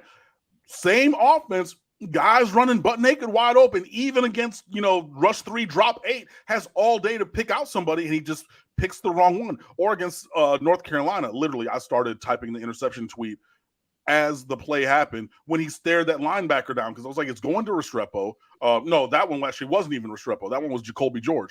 But he just stared like I'm looking into this camera. And the linebacker just said, okay, I'm going to drop over where he's thank you. I was just like, it's bad. So there's enough there positive where Miami should be able to recruit quarterbacks. You have a good offensive line. You have great talent that's developing in the pipeline as well at offensive line, right? So it's not hopefully going to be good just for 1 year, but for years moving forward. You have, top of the conference skill players. You got plenty of dudes. You get Ray Joseph, who was at one time committed to Clemson. Let me get that. You got Brashard Smith, one of the fastest guys in America. You got Xavier Restrepo, who's kind of, average athletically, but he's a technician and always open and catches everything in the slot, right? You got tight ends, even though we're not using them at all this year, but you have multiple tight ends with, projectability to the future. You have a great stable of running backs that's always stocked with NFL kind of talent, right? So you should. And you have a scheme where guys get open and skill players can eat, and we have throws that are, or reads that are built in to help you make easy throws. You should be able to leverage that to get quarterbacks. It's just that this guy, whatever's going on behind his eyes and between his ears, his mentals are all messed up. But, Mario is going to the only way that we're going to move forward is through recruiting, and he's going to have to really lean into that. I know that we've lost, well, it seems to be to this point, lost a bunch of big battles already in this cycle. Hopefully he's able to rally and either flip a couple of those guys back or some other blue chip kind of talent or find some other guys from somewhere else. But in general, a thing that I have been thinking is that I need Miami's quarterback recruiting to improve, because I am not really sold on Judd Anderson in this class. I'm not sold on Luke Nickel in the next class, either, who are both committed. And regardless of those guys coming to Miami or not, I think that Miami needs to pull an Ole Miss and get at least 2 in the portal this year, because, and I've said this to Mark, we need to pull a Tom O'Brien at NC State when he told Russell Wilson, I appreciate you for 4 years. We will help you get anywhere else in America, but we're going with this other dude or someone else next year. We need to have that conversation with Tyler. Like, his time at Miami needs to come to an end at the end of this season. And with that, you then need multiple guys, I think, to come in and augment the talent in that room, just because I'm not necessarily sold. And even if Emory Williams ends up being the starter, you know, you're a play away from Ja'Cory Brown, who is scattershot at best right now. You're 2 plays away from Judd Anderson, who I definitely think needs a couple of mango seasons, from being the guy. So either way, hopefully, Cristobal finds a way to get some quarterbacks, and definitely we need one, I think a minimum 1, but really looking at 2 in the transfer portal to try to come down here and battle for the starting job, because the schedule's there. The talent is there on all sides of the ball, even though we need more depth with it. But there's a lot that you can sell with Miami, and I think that we should. And Mario, being one of the best recruiting coaches in America, I hope that he will. Yeah, I would say the thing that bothers me the most is with Tyler Van Dyke. He's been able to march out onto the field every week and not have a worry in the world that he's going to get pulled. He's just not. Like, he doesn't matter what mistakes, how many mistakes. Mm-hmm. That's the guy, man. Like, we're just like and the thing is like, I don't look at Ja'Cory Brown, I think, the way a lot of Miami fans do. I think Ja'Cory Brown's a very good athlete. And I know running quarterbacks in situations, especially when you look at Florida State's history, this year, especially last year is another one, we don't do the greatest with running quarterbacks. We don't contain them the greatest. So to me, it's. But he's not a wiggle guy. Yeah, but he can run somebody over. He can't, he can run somebody over, but I think it's different when you have, because I think Jordan Travis is a wiggle guy. Like, his legs affect the game in that way, right? So, because he can have somebody break down, and then all of a sudden, and we've seen it in every game this year, right? Against LSU, that one up the right sideline where he was just there and then not and everything, because he has that short area quickness and that wiggle in the running game. Ja'Cory has straight line speed. It takes him a while to build it up. And he's more of a run you over. But if he's running you over, that means the defender's at the point of contact, and there ends the, explosiveness or whatever. Where Jordan Travis's ability, or someone of that ilk, is more impactful is, I'm still dancing around. And now, even if I have average wide receivers, which I think all your receivers except for Keon Coleman, who's exceptional, I think everybody else is pretty average, including Johnny Wilson, who just happens to be 7 feet tall, right? But still, even if they're average, you got to go cover them for 7 seconds now. That's not going to work, right? So that increases the difficulty for everybody. So yeah, even with Ja'Cory, because Ja'Cory is of the Cam Newton-ish ilk, right? Where he's bigger and you're going to run QB power or, single wing or whatever. So I'm going to run inside, but he doesn't have that Lamar Jackson giddy up where we run QB power and he creases you for 70. He's not going to do that. So yeah, it could be a thing where it gives a different look, but it's a different version of the same, I think, in the Miami offense, which then becomes great. We're bringing everybody up. We're playing cover 1 or cover 0, beat man coverage, and hit the throw. I don't think that, even if, and I like Jacoby George, incredible route runner. He was wide open all day long against Texas A&M. He's been open a lot this season, and he has a great bag of tricks to get off press coverage. I think that he could win that one-on-one, but now you're expecting Ja'Cory Brown to be pinpoint and hit that throw? I don't see it. And again, even with all the chatter from practice that he's gotten better. I don't believe in a game that it would be much different because we schemed up 2 touchdowns when he played against Clemson last year after Tyler hurt his shoulder. Wide open. Missed them both, right? So it's just, I hear you on the running quarterback part. I just don't think that Jakari is the type of running quarterback that could actually have the impact that you're concerned about, if that makes sense. We went from a great room to a ridiculous room. James, you there? Oh, Yeah, I'm hell here. no. Oh, come on, man. What's going on, Cam? How you doing today, man? Man, what's going on? And, you know, I had to deal with you because, you know, James is my family name. It's my middle name. It was my grandfather's name, my uncle's name, my cousin's name, and everything. So I had to give you a little bit of recognition for that. But outside of that, man, come on, dog. James might want to push back on the Johnny Wilson's just average comment. I don't know if you heard that I one, thought James. that was coming from somebody. Everybody's still saying that, huh? Okay. I mean, He's average. As a guy He's who covers 7 the feet tall. NFL, as a guy who covers the NFL and knows many GMs, I think the only people who believe that are Miami fans. Like, that's like me saying Cam Kitchens is mid because he may have a couple games. I'd be lying. Cam Kitchens isn't mid. He's had some people got on him, but he's good. At the end of the day, if you're an NFL fan, if Johnny Wilson was drafted to your team, you'd be happy. So Where are you taking Johnny Wilson? Where are you taking Johnny Wilson? But Johnny Wilson's probably a second, at best, second to third round guy. He's not a first round guy, but it's a lot of money to be made in those rounds. I believe that's very over his head. I think that I think that he could get into the league, that he could get drafted. Yeah, he's a 4th or 5th round kind of dude.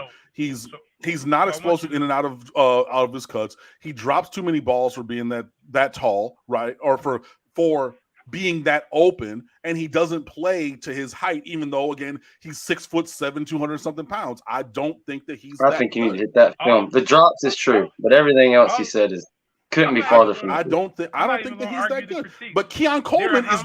How many draft picks are there every year? How many draft picks are there? Yeah, I mean, look, I know that there's a lot of draft picks. What I'm saying is you can't say somebody's average and mid when they're one of the top 250 players picked out of almost 3,000 people. Like that is a really. There's only so many people who go to the NFL.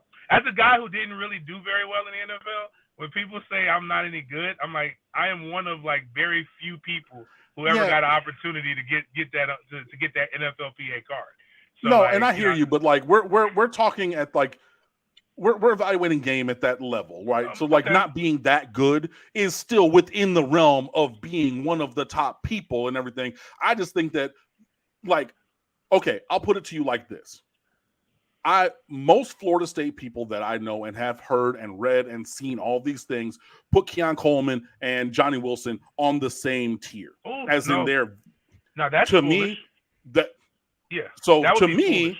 Yeah. No, you have one who is transformation, and then you have above average guy. Fine, that's Keon's better than Johnny. Anybody who says Keon and Johnny are like, and that's no disrespect, but anyways, that's semantics.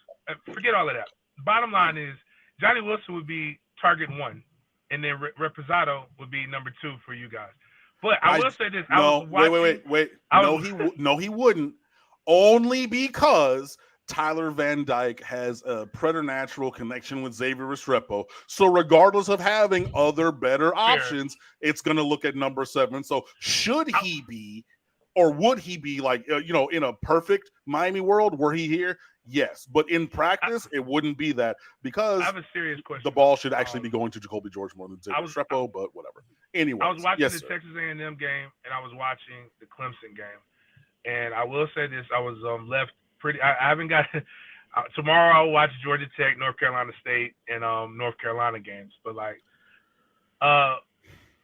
what is wrong with Tyler Van Dyke? Because there is a lot of time – I watched now I did see the clip of the 10 interceptions that somebody posted.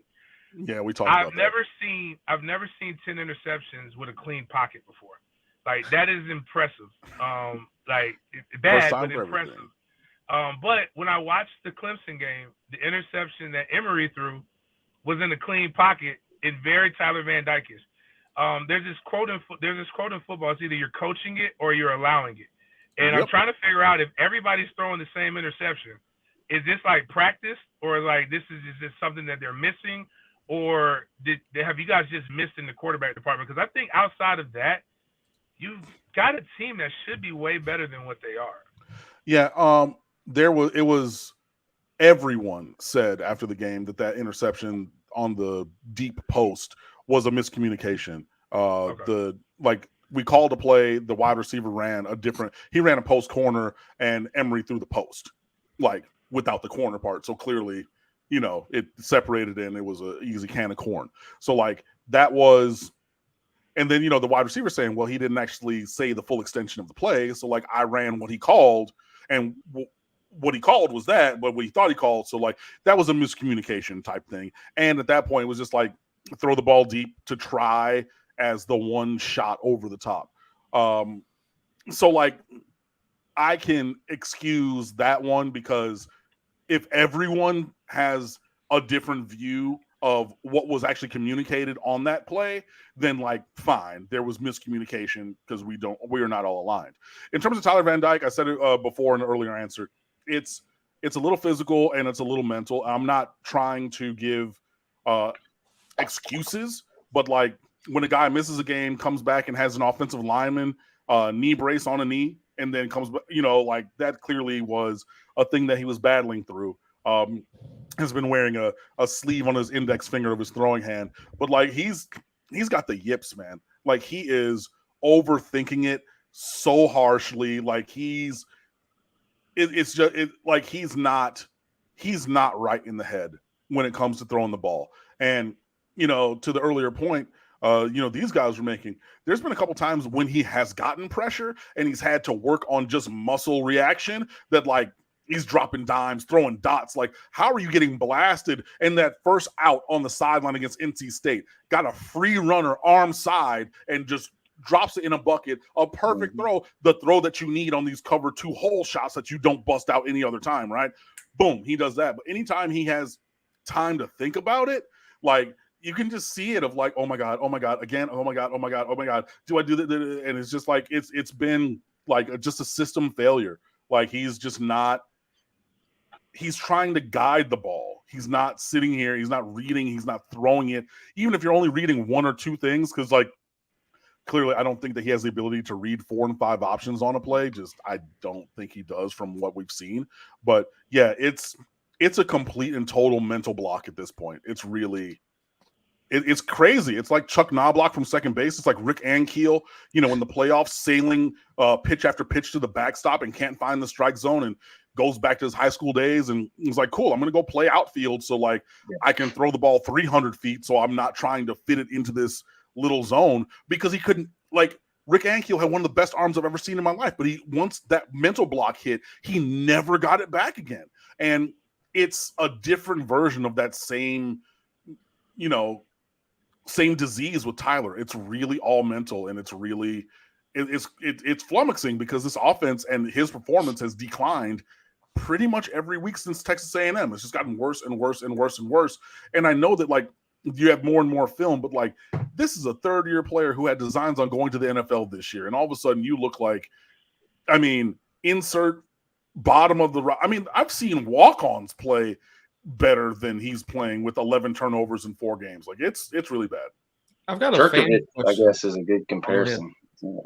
Sorry, I was just saying Jerkovich and him seems like 2 real similar situations. Super promising freshman years, and then slow down. And you guys both you mentioned about how he's kind of not been able to fit it in there, and the ball being flat. Me kind of as a novice watching the film, it just like that too, and just also just being late. It's like he's like when he sees like the ball needs to be there, he's throwing it almost. It's just like. Yeah, but like you said, yips or whatever the case may be, but it's just late. It's almost where I've always said for years, high school open is I see the full body, college open is half a man, NFL open is like a pinky, like the tip of a pinky, and that's open, right?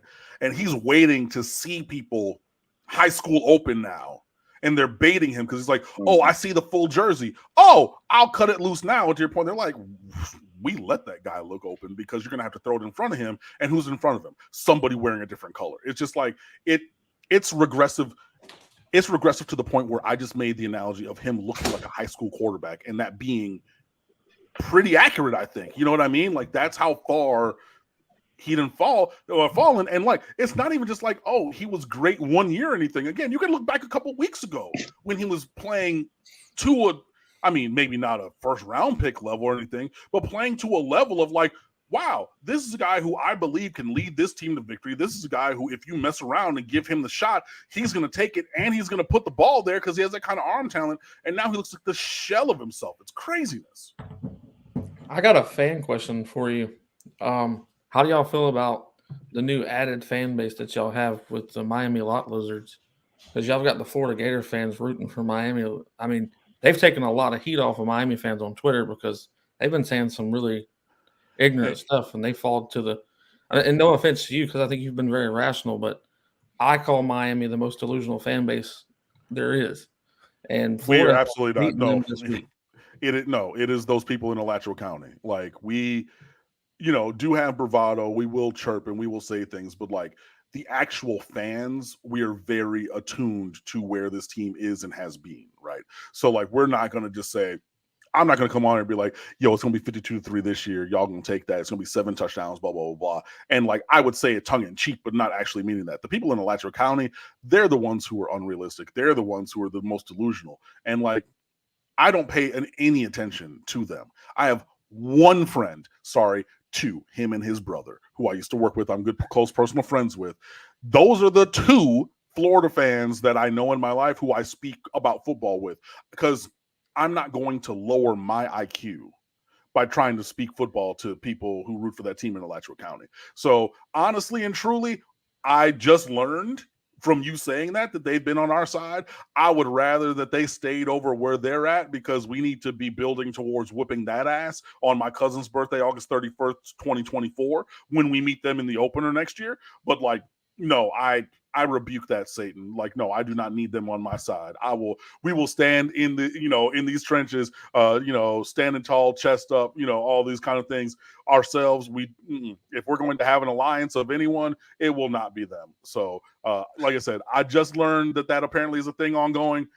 They can keep it. They can go back wherever they're from.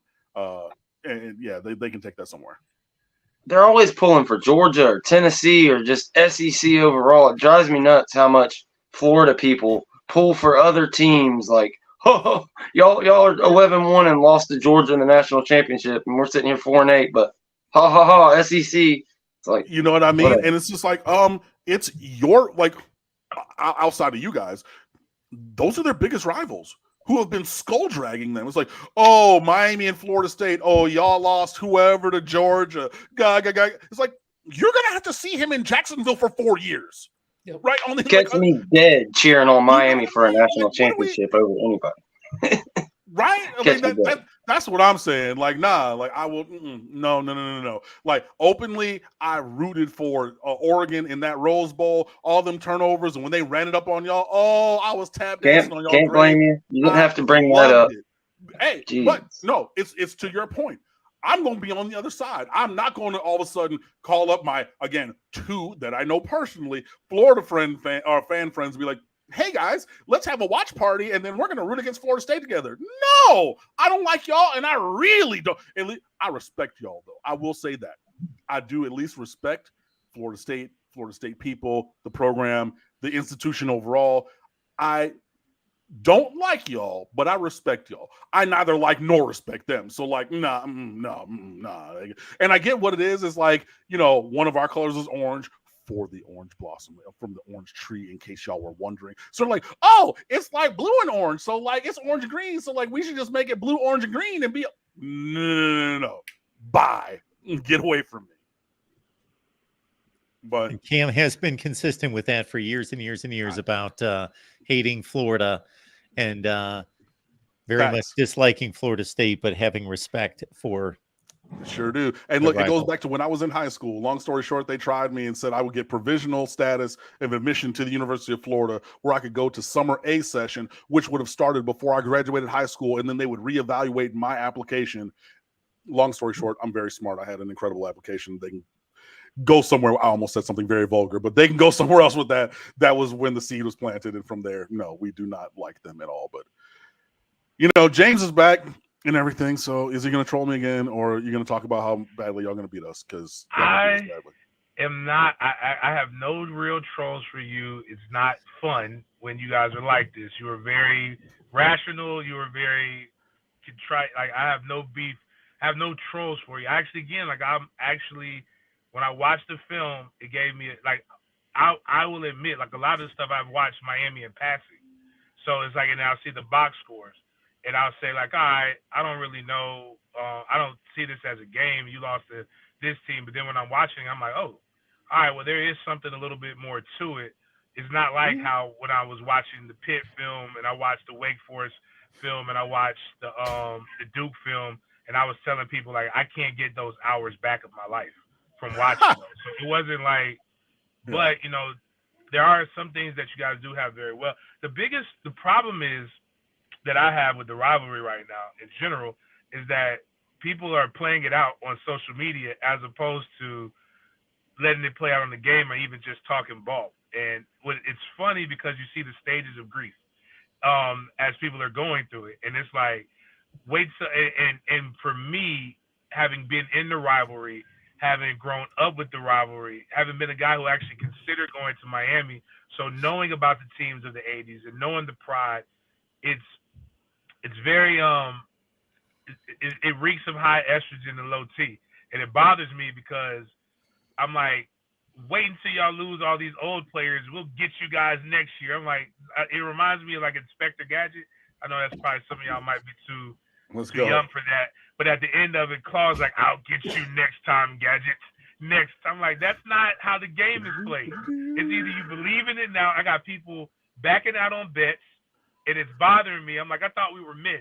We make a bet, we agree to the bet, we go through with it, and now people are just, I can't. When I was telling people that TVD wasn't really that good, I was being cussed. Matter of fact, my YouTube has shorts where we took the highlights of me just joking about Tyler Van Dyke. I am getting told I don't know football. I am getting told Van Dyke is the best. He's going to be the best. And it even went all the way up until right before the first loss. To now it's I can't have faith in it. And I don't know what to do. I'm actually confused. I can't even troll. I don't know what to do. I don't know where to go from here. It's it bothers me, man. I don't know. It's like you're too nice right now. I need like the other people, like the other people on this show. Damn it, Mark, you should have went and got X or somebody else who I could actually. I mean, look. Cam is doing good. When it gets to the point they can't lie, it's no fun anymore. When there's no lies to even be made, yeah, it's tough. I mean, but like honestly, y'all were in the same spot in 2020. Like when we came on here and said, look, this is the biggest disparity we've seen to this point in the rivalry. Like, we're gonna blow their doors off. Like, y'all, yeah, no, we're really, really bad. And I mean, like, on both sides, we're keeping it real. You know what I mean? And like, is there a chance? I mean, like, you line up and like there have been huge upsets this year. Am I taking that like as a serious or like a probable of anything other than like technically possible in the multitude of multiverses of what this outcome could be? Not anything other than a passing fancy, but hey. I will say that because when 2020 happened, Mike COVID in general, Mike got COVID, didn't get a chance to coach that. But even the year before that with Taggart was a pretty significant win with Taggart in 2019. 2018, having the chance, some things happened, whatever. Bottom line is they lost, so you had multiple losses in a row. Insert the transfer portal, and a lot of the critiques of Mike Norvell are how he uses the transfer portal. All he does, you saw Gabby Urethra write articles about how, freshmen don't play and all these other different things. First of all, Gabby, my guy Gabby didn't write that. That was David Lake, and y'all are butthurt because numbers. No, I mean, hold on. First and foremost, numbers mean things, and you know who has more numbers of transfers? This was going to my point. The team that has more transfers is the University of Miami. So that's the crazy part. And so what it means is your transfers just didn't work. So why is the transfer portal bad? Because Miami has done a bad job of picking transfers, even though number 22 actually, he's probably not the best example of a guy to get out of the transfer portal. He got dunked on. He gets dunked on quite often. But with that, what is that situation? And your recruiting classes have been good. Mm-hmm. What is the situation? At least I think they've been pretty good in certain aspects. What are the reasons outside of your quarterback? Because I'll give you that.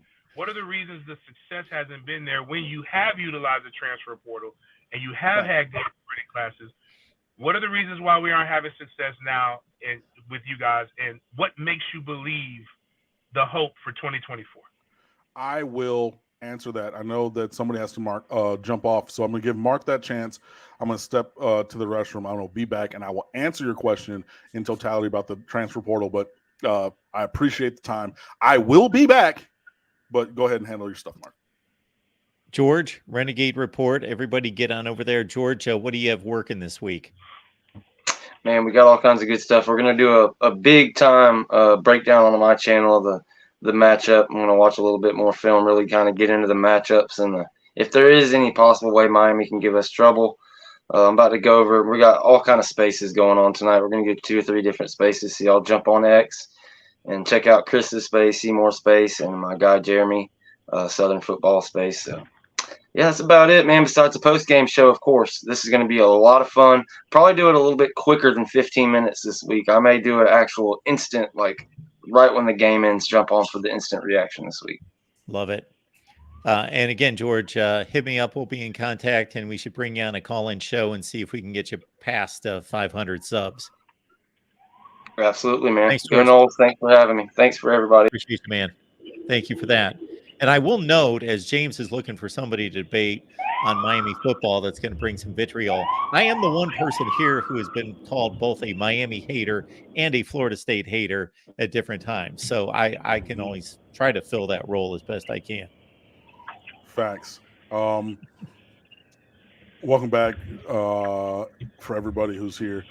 So to your point about the transfer portal is not bad.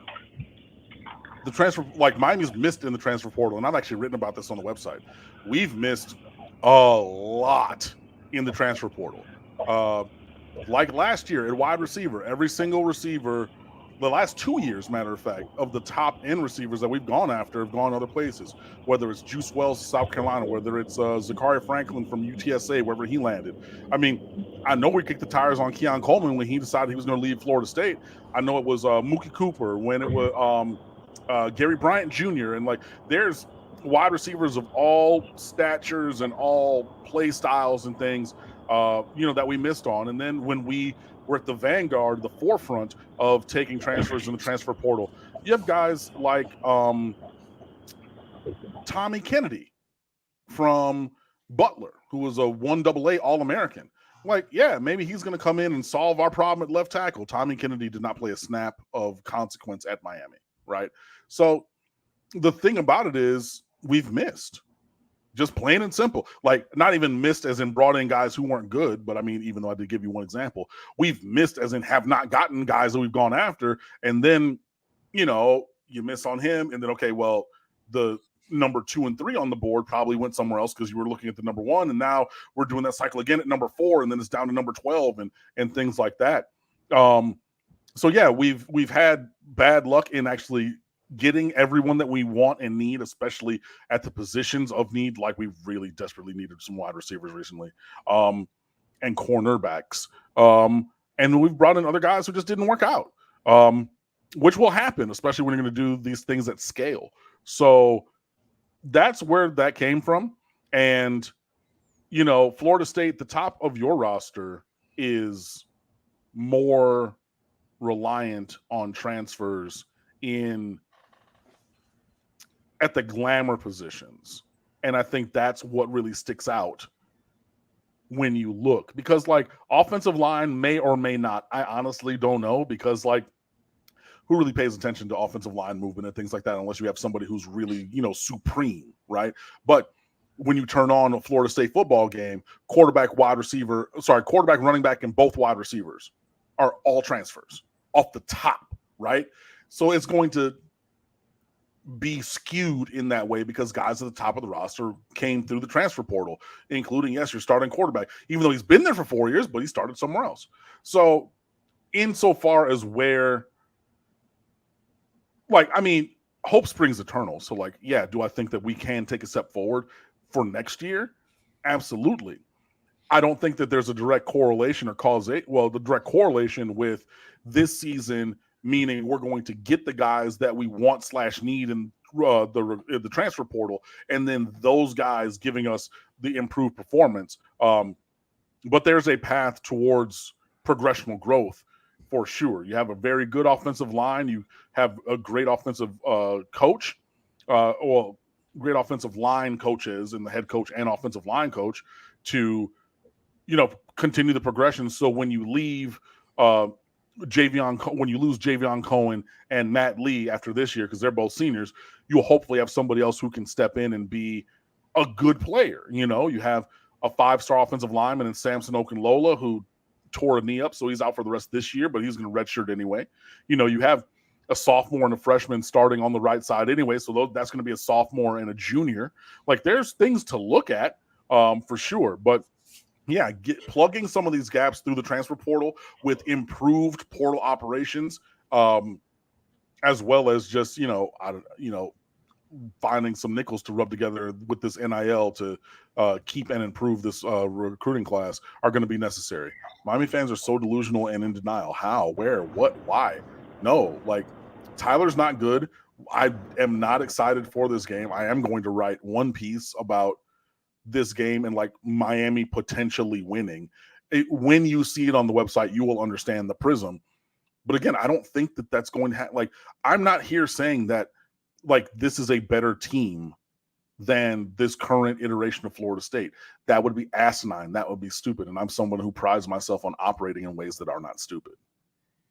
Chris has to leave in about 5 minutes. So, Chris, I want you to have the floor on this one. So I want to know where these programs are headed and where they stand. It's obvious that Florida State is, according to Vegas, 2 touchdowns better. They're going to be a college football playoff team unless the roof falls in and crazy things happen and Louisville somehow pulls off an upset and all of that, and they still may make it. Miami's man, we can go from like top 20 to top 45 or 50. Any of those teams can beat the other, but more overarching going into the future. How do you compare these two programs? Well, I think Norvell's had more time to answer that question for Florida State than maybe Mario Cristobal's had for Miami. But what I would say is, and I'll start with Miami, what I'm really worried about with Miami is how easy it is for the fan base to get upset with not having instant success and how much pressure they put on the program to get answers about things or move on too quickly from someone. I don't think they move on from Mario Cristobal for a very long time if they do, just based off of how long his deal is. But at the same time, I don't know how much support that program's getting in the football era when, like he said, he wants to see quarterback recruiting much better than what it is. And that's the biggest problem that I have with talking about the future of Miami as a football team, because I think they're going to have the defensive players. I think they're going to get the offensive line with Mario being that guy. But I'm really worried about their offensive play as well. I not just the quarterback, because it's weird to me how they spread everybody out, but they seem to run a run game pro style at times. It's really odd to try to close quarters and then spread the field at the same time. It doesn't look to me that it works. So when they stick with one, it seems to work better. When I kick it over to Florida State, I think where a lot of people think next year Florida State's going to just regress hugely because we're losing Keon Coleman, Jordan Travis down the line. You just keep going. What they don't realize is that you've got 4 of your 5 offensive linemen returning. You've got arguably 3 of your 4 defensive linemen that are in rotation, 2 of them being starters, are returning. You've got 2 wide receivers that are making plays this year, as far as Vendrivius Jacobs and Hakeem Williams. Like, I think everybody looks at Keon Coleman and they say, "Hey, man, that's an alien. He makes plays." I think this time next year, all the fan bases that watch Florida State will be calling out Hakeem Williams' name. And I think that we'll have a better number 2 when you look at Vendrivius Jacobs versus what we've got now.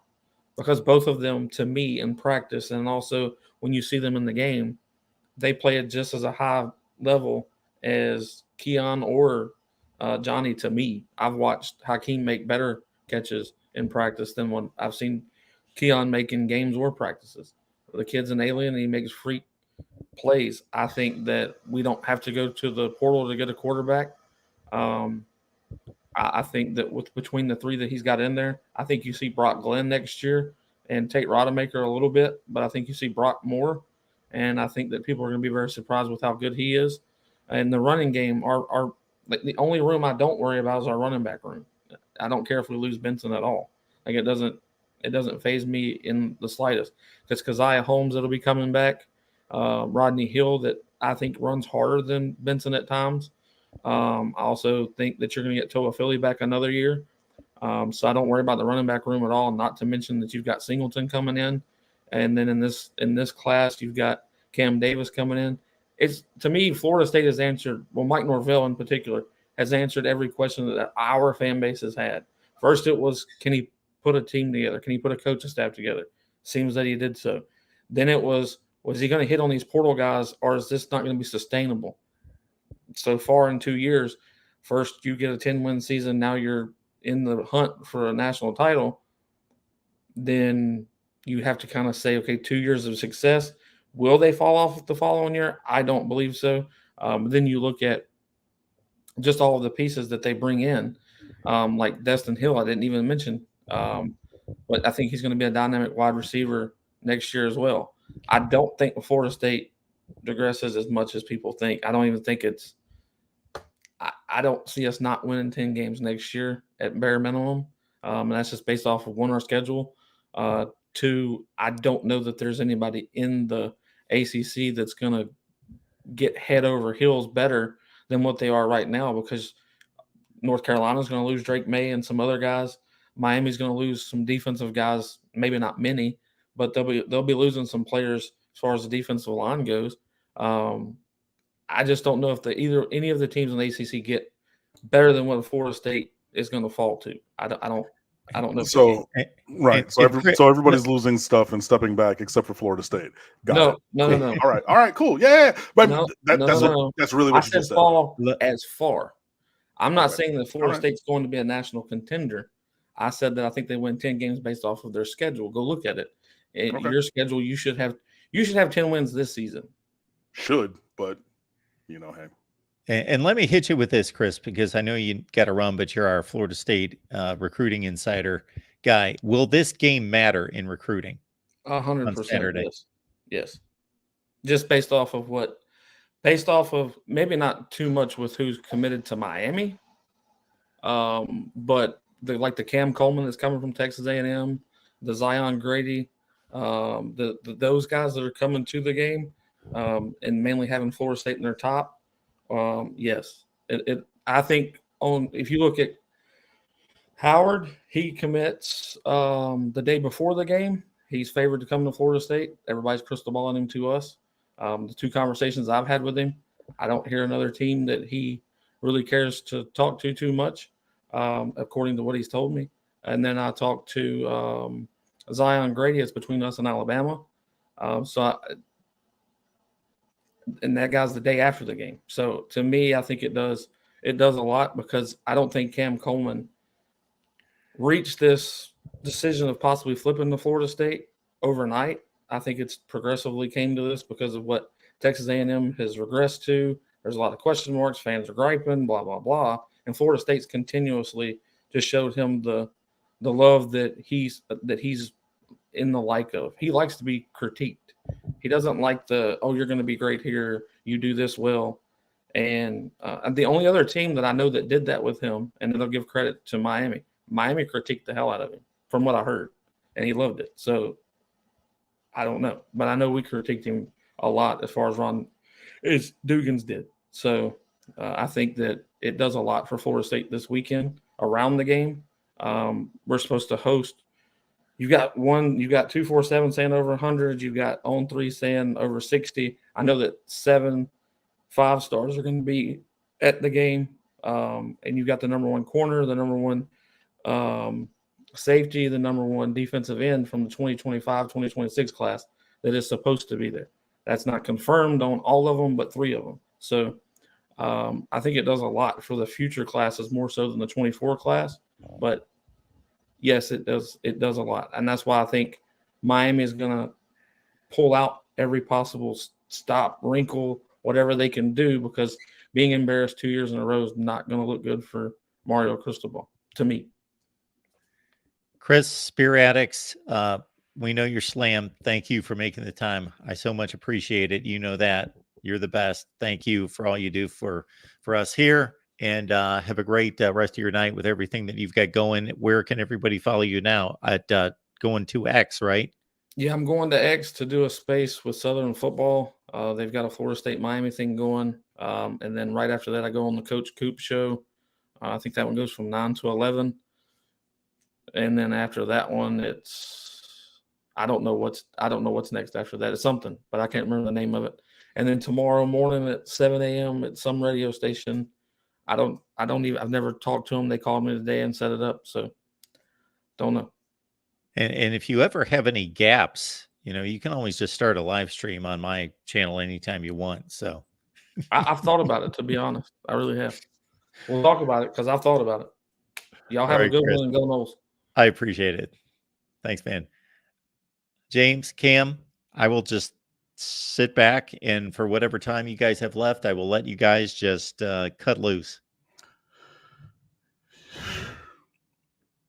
Look, that's pretty much what I started in with. It is going to take the kind of performance and effort that I have not seen since Texas A&M. To even be competitive for more than a half. Again, I could see it going either way. I could see Mario really just leaning into the Miami bravado and just being like, yo, we're going to go balls to the wall and pull every single thing out. But you miss those and you turn it over and all of a sudden it gets lopsided going the other way. So, looking for the long-term health of this program, I hope that, they go, hey, I want to win. Let's get that straight right now. If there's a chance to win and everything, then yeah, empty the clip, do all that. But if you start to lose the rope a little bit, right? If it's, when Duke Johnson broke his ankle right before halftime that year in 14, it's okay, we're going to go Operation Shutdown and try to keep it as competitive as possible. Even though that ended up being 41-14. So it didn't end up that close, but that was better than it could have been with that team because they were very talented and Miami was not. But yeah, no, this is just going to be, unfortunately for Miami, this is going to be one we're going to have to wear, 3 in a row, probably to those people in garnet and gold, and just, rally and keep pushing forward for a brighter future and a different day. But come November 11th, this Saturday, I don't see it. I really don't. And I've been trying to get myself hyped up and I've been everything. I don't see it. I don't see it. Again, it feels me. I'm taking the spread. So I'm going to take the spread and the over. And my thing when I do my film breakdowns, I tell people, hey, this is what we're going to do. Shout out to Seminole Hard Rock. This week they allowed the state of Florida is basically allowing live betting. So I'm gonna try to see if I can go get me a little parlay action going. But I am really curious. I did watch the Georgia Tech game, which was funny because I turned it off and went to sleep because I knew that Miami won that game. I was just like, well, good for them. They won it. It was literally a minute left, and I was just like, I called my kids, told them I love them, said I'll see y'all in the morning. Daddy's getting on the road to drive back to Jacksonville after that for the shoe game. And then I had to go use the bathroom. I go look at my Twitter, and people were telling me I do this thing called Hit 'em with the Hymns with some good gospel music behind a big moment, and they're showing me this guy crying, and I'm like, come on, dog. It's just Georgia Tech, man. I know it was a close game, and you win games, the emotions come out, but why are we crying for Georgia Tech? And then I looked. I was like, does that say 24? 20? I said, they got that reversed. Miami went ahead and scored, but then I was like, wait a minute. There's no way you can score 4 points in football. Like, you got to either get a field goal or a touchdown. And then I see the highlight. I'm like, you are kidding me. There's no way this happens. So that losses like that tend to compound. And there's a saying, don't let one loss become two. Well, they let one loss become two and almost let two losses become three with Virginia. But then when I saw them bounce back, I said, you know what? There's no way NC State can win this game. And I don't know what happened in the game. I was in Pittsburgh. Again, I want to go watch these games. Turnovers. Get an idea. So obviously 11 turnovers in 4 games is not optimal. But there is still talent on that roster. And it's still a D1 program. There's emotions in it. I would like to see these things. But I will say Chris did hint on it, and you asked. It is not necessarily, and he's right, it won't dismantle the 24 program. Miami has never had a recruiting problem. It's freaking Miami. There's talent walking around everywhere in Miami. The problem is the bravado can only take you so far. And to use the Big Three quote, games have to be played. And it's a lot to say to be able to come out. I think the biggest problem, and this is no troll, this is as a guy who's a fan of football and loved the old school Miami teams and Florida State teams of the 80s and the 90s and things of that nature. I think I've said this before on this show with you, Camp. I think the minute that Miami stops trying to be the Miami of the 80s, it tries to figure out the way to be the Miami of the future. Not that new Miami quote mess, but like something different. You're not wearing, the minute you hired Mark Richt was the minute that nobody was afraid of Miami. Nobody hates Mark Richt. Like, you couldn't have they hate us stick. Everybody loves Mark Richt. Good Christian guy. Solid man. Right, but we weren't even trying to be, fatigues coming off the plane, Miami, with Mark Richt. We were just, a solid outfit who's going to play good football and eventually win 10. James, isn't he the best coach that they've hired since Butch Davis? Exactly. Yes. In which I told them, don't fire him. Let him right the ship.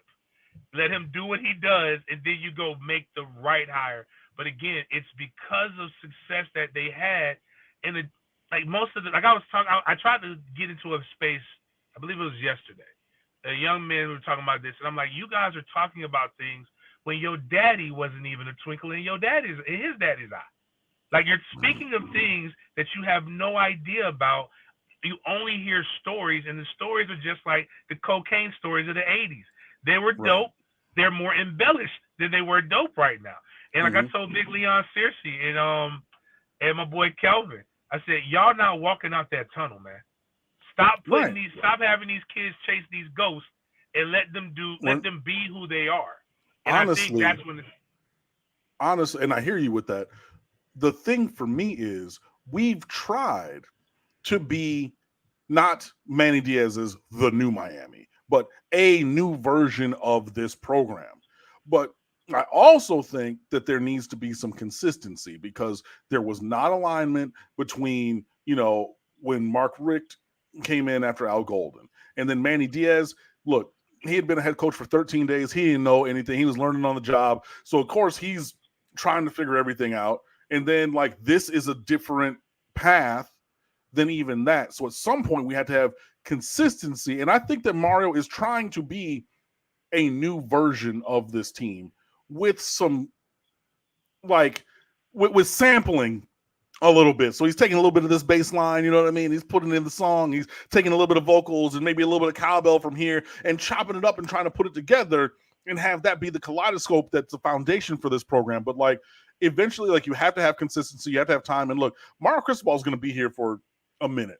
Anybody who's thinking that we get blown out on Friday or Saturday, which again, I hope does not happen, but think will. And then all of a sudden, he's on the hot seat as in potentially fired anytime soon.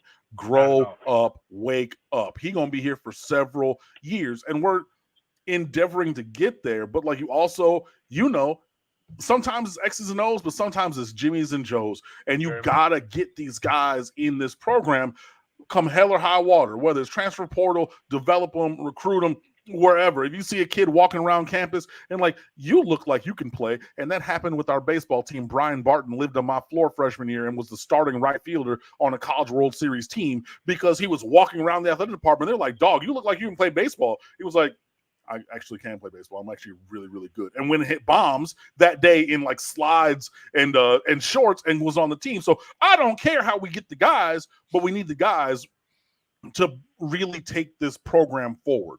And Mario, I think, is doing it in his own way. Like I've talked about, I thought that we were closer under Manny Diaz to competing for 9 and 10 wins than Mario did.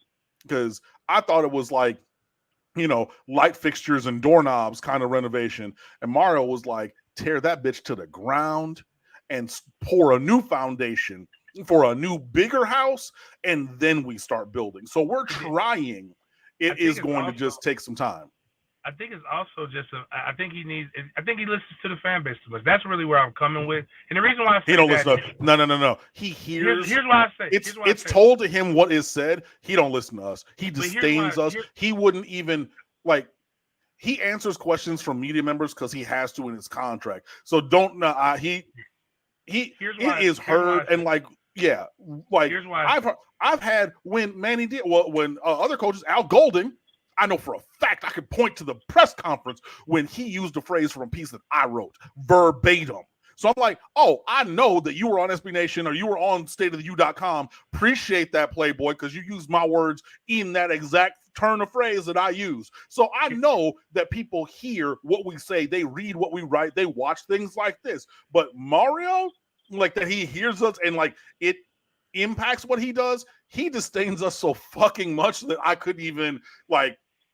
If Mario didn't listen, Mario wouldn't be lying and saying we're going to run a spread offense or we're going to run a wide open offense when there has been nothing to show in his history as a coach that he runs. Did he say that?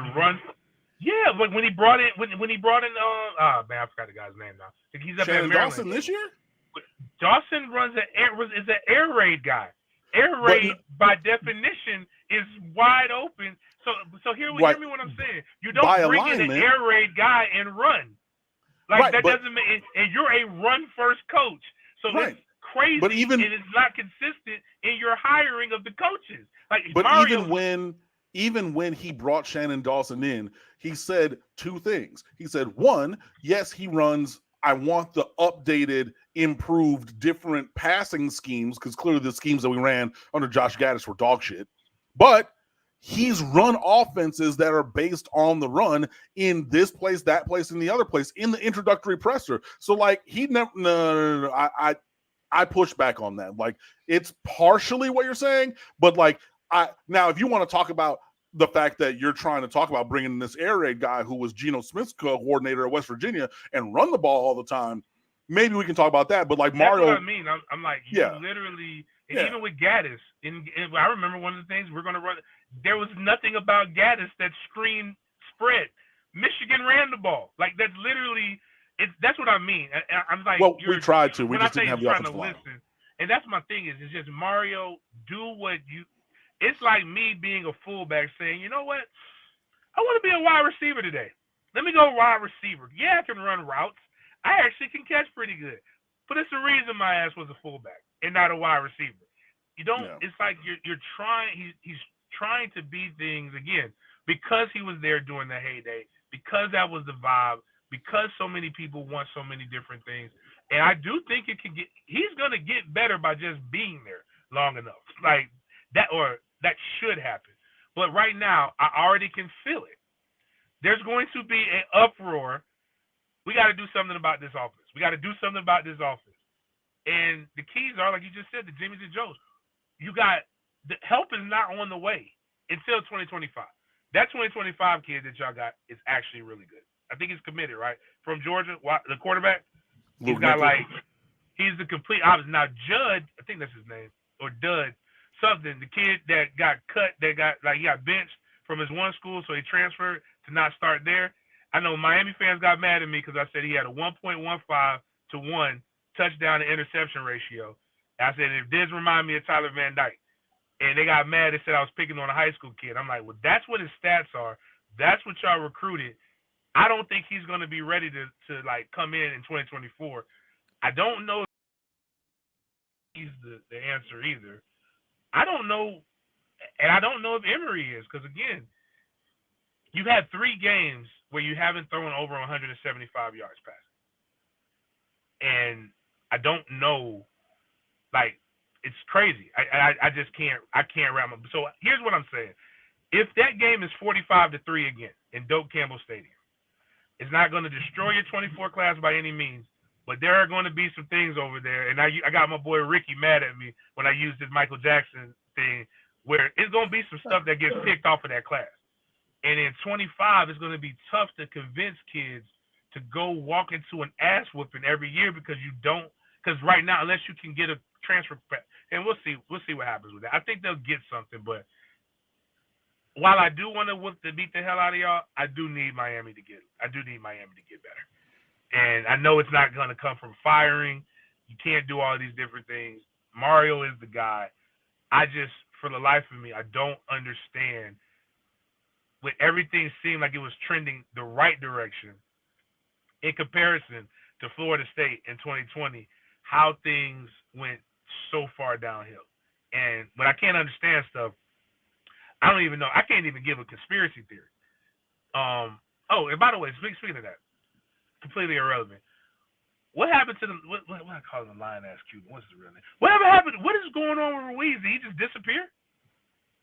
Yeah, no, Ruiz was always the face man. He was never the actual. He was never man. the guy. Okay. No, he was the guy who wanted to be in the front, and so the real players were like, "Hey, dog, go ahead and do that." And then you quietly, at the same time, you saw Kane's connection and a couple other things pop up and whatnot. And yeah, he was pushing like all the deals with Life Wallet and But like, yeah, nah, we're good with or without him. But yeah, no, I know. I got a kid. I got a kid committed. We talk a lot. Me and my guy was committed to y'all. Yeah, he had a nice dose of that humble pie, so he's fallen back. Okay. Yeah. So, oh man, you coming to Tallahassee, man? Never been, and I'm damn sure not going up for it. Oh, You man, must be out your goddamn mind. I was gonna offer you a beverage, have you come by the tailgate, show you some good Southern hospitality, show you a good time, man. We got some jambalaya, some ribs, 2 types of ribs. I can't have the comforters, and we won't have the C-section, Section 8 strippers like my guy had at y'all one tailgate down there. But we will have some good times and some fun. But, man. Look, I will tell you this. What you said about those young ladies, not true, for one. And, I mean, I would definitely. But, like, I've made it this far in my life being blessed and highly favored without ever setting foot in Tallahassee. And we're going to keep that streak going. So that's how I feel about that. I do appreciate the invite in absentia. So I will be there in spirit. I will turn the game on at 3:29 and turn it off as soon as it's over. But yeah, man, y'all are in a place where you have the advantage. You should take advantage of that and everything. Anything that, I mean, if this is like competitive into the third quarter, like within, let's 2 touchdowns or less. So we're like, if we get a score, it's a 1-score game. I would be shocked. But yeah, I'm a root like hell that it's, the return of a season ruining kind of performance for y'all at the hands of the hated Hurricanes from down south. I'll be rooting for it, but also taking advantage of several adult beverages to cope with the fact that I don't think that's what I'm going to see happen on the field. All right, man. I gotta get back into this sports Hall of Fame thing on Mark, but man, I just wanted to hop in. I saw I had a little bit of time, man. I know you're doing a 2-hour show, so Yeah, man. I love the rivalry. Love being a part of the rivalry. I love this year. My son got it. My 5-year-old son did not know I played at Florida State until somebody showed him my touchdown, and he asked who that was. which made me very mad. But kids have a way of humbling you. But it's always a great time, man. A lot of good stuff. And it's almost like that. Also, I know when this game happens, that means the holidays are near. Thanksgiving and Christmas are coming up, so this is like one of those holidays for me. So, all right, well, James, enjoy. Yeah, thanks for making the time, James. We appreciate you. All right, Mark. All right, Cam. Yeah, man. All right, folks. We went a little long tonight. Hope you appreciate that. And Cam hanging on later and longer than usual and jumping on early. So State of the U, I guess, despite what is being forecasted and expected in this one, we'll still give it your all. Yeah, man. We're here for the old college try and everything. So, I'm working on a couple of pieces right now, and I know I'm going to put that piece up on Friday that I was talking about just now. But stateoftheu.com, Instagram, Twitter, and Facebook at the State of the U, personal Twitter, or I'm still calling it Twitter. I'm not calling it anything, but at Underwood Sports, where I'm currently vexed about a video game that I'm struggling with, but whatever. But yeah, we have all kinds of stuff. I got the story stream up. We got roundtables going up, in the next couple of days talking about this game and everything. So, it'll be interesting because I set up the roundtable discussion pieces and then I go in last and put my opinion before, and then I type my opinion of each question, and then I read the other answers. So I don't even know the temperature of the other contributors of State of the U, but it will be interesting to see that and everything. But short story long, it's going to take a real yeoman's effort and performance to beat this team. But again, as I'm preparing my piece for Friday morning, stranger things have happened. So it's going to have to be one of those strange games. It's going to have to be where, down is up is down. All of a sudden, instead of, having 4 turnovers ourselves, we get 3, or, we're +2, +3 in the turnover margin, things like that. But hey, I'm always here to root for the Hurricanes, even in times where pragmatically I don't think that we're going to be able to get there. But even if we had taken a knee against Georgia Tech and you're 7-2, you feel a little bit differently than we do now. But I'm not trying to be a prisoner of the moment or anything. But it's going at this point. Every time Tyler drops back to pass, it's just like holding my breath, waiting to see what's going to go wrong, because he's found so many ways to make things go in a wrong way. But yeah, in to all these, questions and things like, is this going to impact recruiting? Absolutely. You want to take a step, you want to show something, you want to take a step forward. Hopefully if you don't get blown out, that you even have the moral victory talk, which I know sucks because you can only do moral victories after a loss. But if it is close, if it is a 1-score game, then it's like, hey, look, we rallied around, we got these things going better, we can still push this forward with this class and the next and things like that. There's a lot at stake always with Miami and Florida State, but this game is unlike any other on the schedule. It is each team's Super Bowl. There's tons of players who know each other, who played with each other. Pat Payton, who starts at defensive end for Florida State, was on the same Miami Northwestern defense as Cam Kinchins.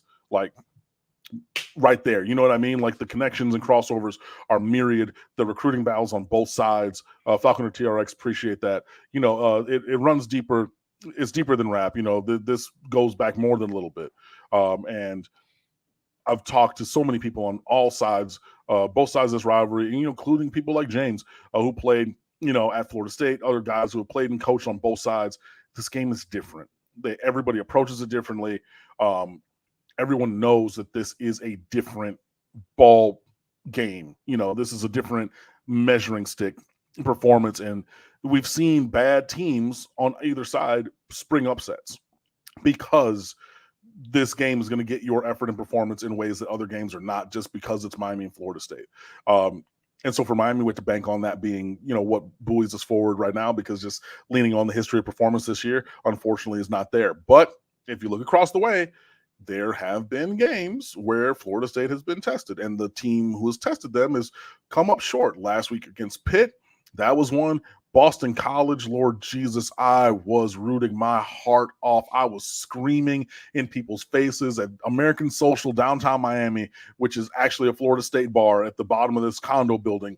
And we almost got into it, and I knew when they got that ball back that they were going to score, and then Florida State made a play to get out of there. Clemson, I mean, that was a game that got away from Clemson and Florida State came back. So I've already given you 3 instances where like it's been in the balance, and then the team opposing Florida State didn't do enough, and Florida State did enough to get by. So, I mean, when I say stranger things have happened, I mean, well, not necessarily them losing because they have not this year, but almost. And then in the history of this rivalry, stranger things than this have happened for sure. So we're going to have to lean on that. We're going to have to pull a rabbit out of a hat and take the performance of a lifetime for Mario Cristobal. And, the last thing I'm going to say is the games that at the time looked like they might be milestone victories for Mario, even this year against Texas A&M and Clemson, those are just wins against middling teams. Those are not the landmark victory. I mean, they're really not, maybe from a psychological standpoint, but they're really not like the program-changing win, like the get over the hump, Steve Young in the Super Bowl, miming taking the monkey off the back. Those wins ain't it, because those teams ain't it. But like you get a win against this year's Florida State team in their barn again, where if you need a reminder, Miami has a positive winning percentage in Doak Campbell Stadium, right? Maybe that can actually be Mario's big step forward. But along the way and even through the game, check us out at stateoftheu.com. We're going to be live tweeting it and everything. So, come on over and fan with us. We got, again, a story stream already up, plenty of stuff for this week. I'm writing several other pieces that are going to go up. So, even though I don't have high hopes, I'm still putting my full effort to bringing you guys great content. I hope that you come over and fan with us. And, win, lose, or draw, I bleed orange and green. And I'll see you guys next week on Wednesday. Falconer TRX, thank you so much for this. As he is noting, this game is just different. And yes, Florida State has had its potential slip-ups, and the other team has done more to ensure that Florida State win in that Boston College game and in that Clemson game than actually Florida State did. Boston College had 17 penalties. And if you're just a football fan watching a game, as I was watching the game with no rooting interest, you want the players to decide the game. And I'm not saying the officials made a bad call. They made the call that had to be made. But BC was about to get the ball back. They made the stop to get the punt return to say, hey, we got about a minute and change, short field. We only need a field goal. I don't know how good their field goal kicker is. I just hate to see the game taken away from the players in that situation. But face mask, automatic first down, game's over. The Clemson situation, they had it in hand. They inexplicably had to pull a kicker from off the street out of a job at Manhattan practically to try to beat Florida State. So is Miami as good as Boston College and Clemson? Yes, or better. So can it happen? Yes, it can. Is it probable? Of course not. Yep. And so Falconer TRX, we are signing off. We so much appreciate you. You know that FSU is good, but not a national championship Florida State team. I would generally agree with that, although I think they've got a shot. I think they're on that periphery. I think they're on that 7 or 8 team periphery nationally. I don't think they're one of the core 3 or 4. Nor do I. But I would love to help ensure that this is not a national championship Florida State team by dealing them L this weekend. But yeah, so that's where things stand. Again, stateoftheu.com. Come on over and fan with us. I'm going to get out of here and make some dinner a little bit late. But again, always appreciate you guys. Appreciate you, Mark. And we'll check in next week and forge a path forward from there. Hopefully it's 7-3, but probably it's 6-4. Cam, thank you so much. Do your best to enjoy the game. Will do always. I'll see you. All right, everyone. We will see you as well after the game, whether you're a Florida State fan and watching here on the FSU channel. You get your post-game with Renegade Report with George right after the game, or on the Miami channel as well. We've got post-game for you covered either way. Noles fans, Canes fans, we got you covered either way. Join the guys here, Traveling Fools, Slim Shady, and Alex doing the post-game here on the Miami channel as well. Falconer TRX, thank you so much for your contributions tonight. And also want to note that Chris Counts chimed in a number of times. We posted all these, but want to make sure that they get read We've got Mark here who said, you're going to let James talk without cutting him off. We honor all super chats regardless of. Thank you for that. Chris counts. Miami fans live in the past. Chris as well with Miami should call Nevin Shapiro. Y'all was winning. We've got Chris with, of course, we read this one off as well. Miami fans are so delusional and in denial. Well, it will be difficult to deny a loss if the odds makers are correct, and it's 14.5 right now.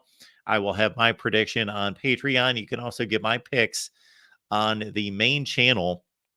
Become a YouTube member on the main channel for only $3 a month. You get my predictions, which are pretty darn good. In addition, Steve Merrill from Wager Talk delivers his under the radar selection. Get this, folks.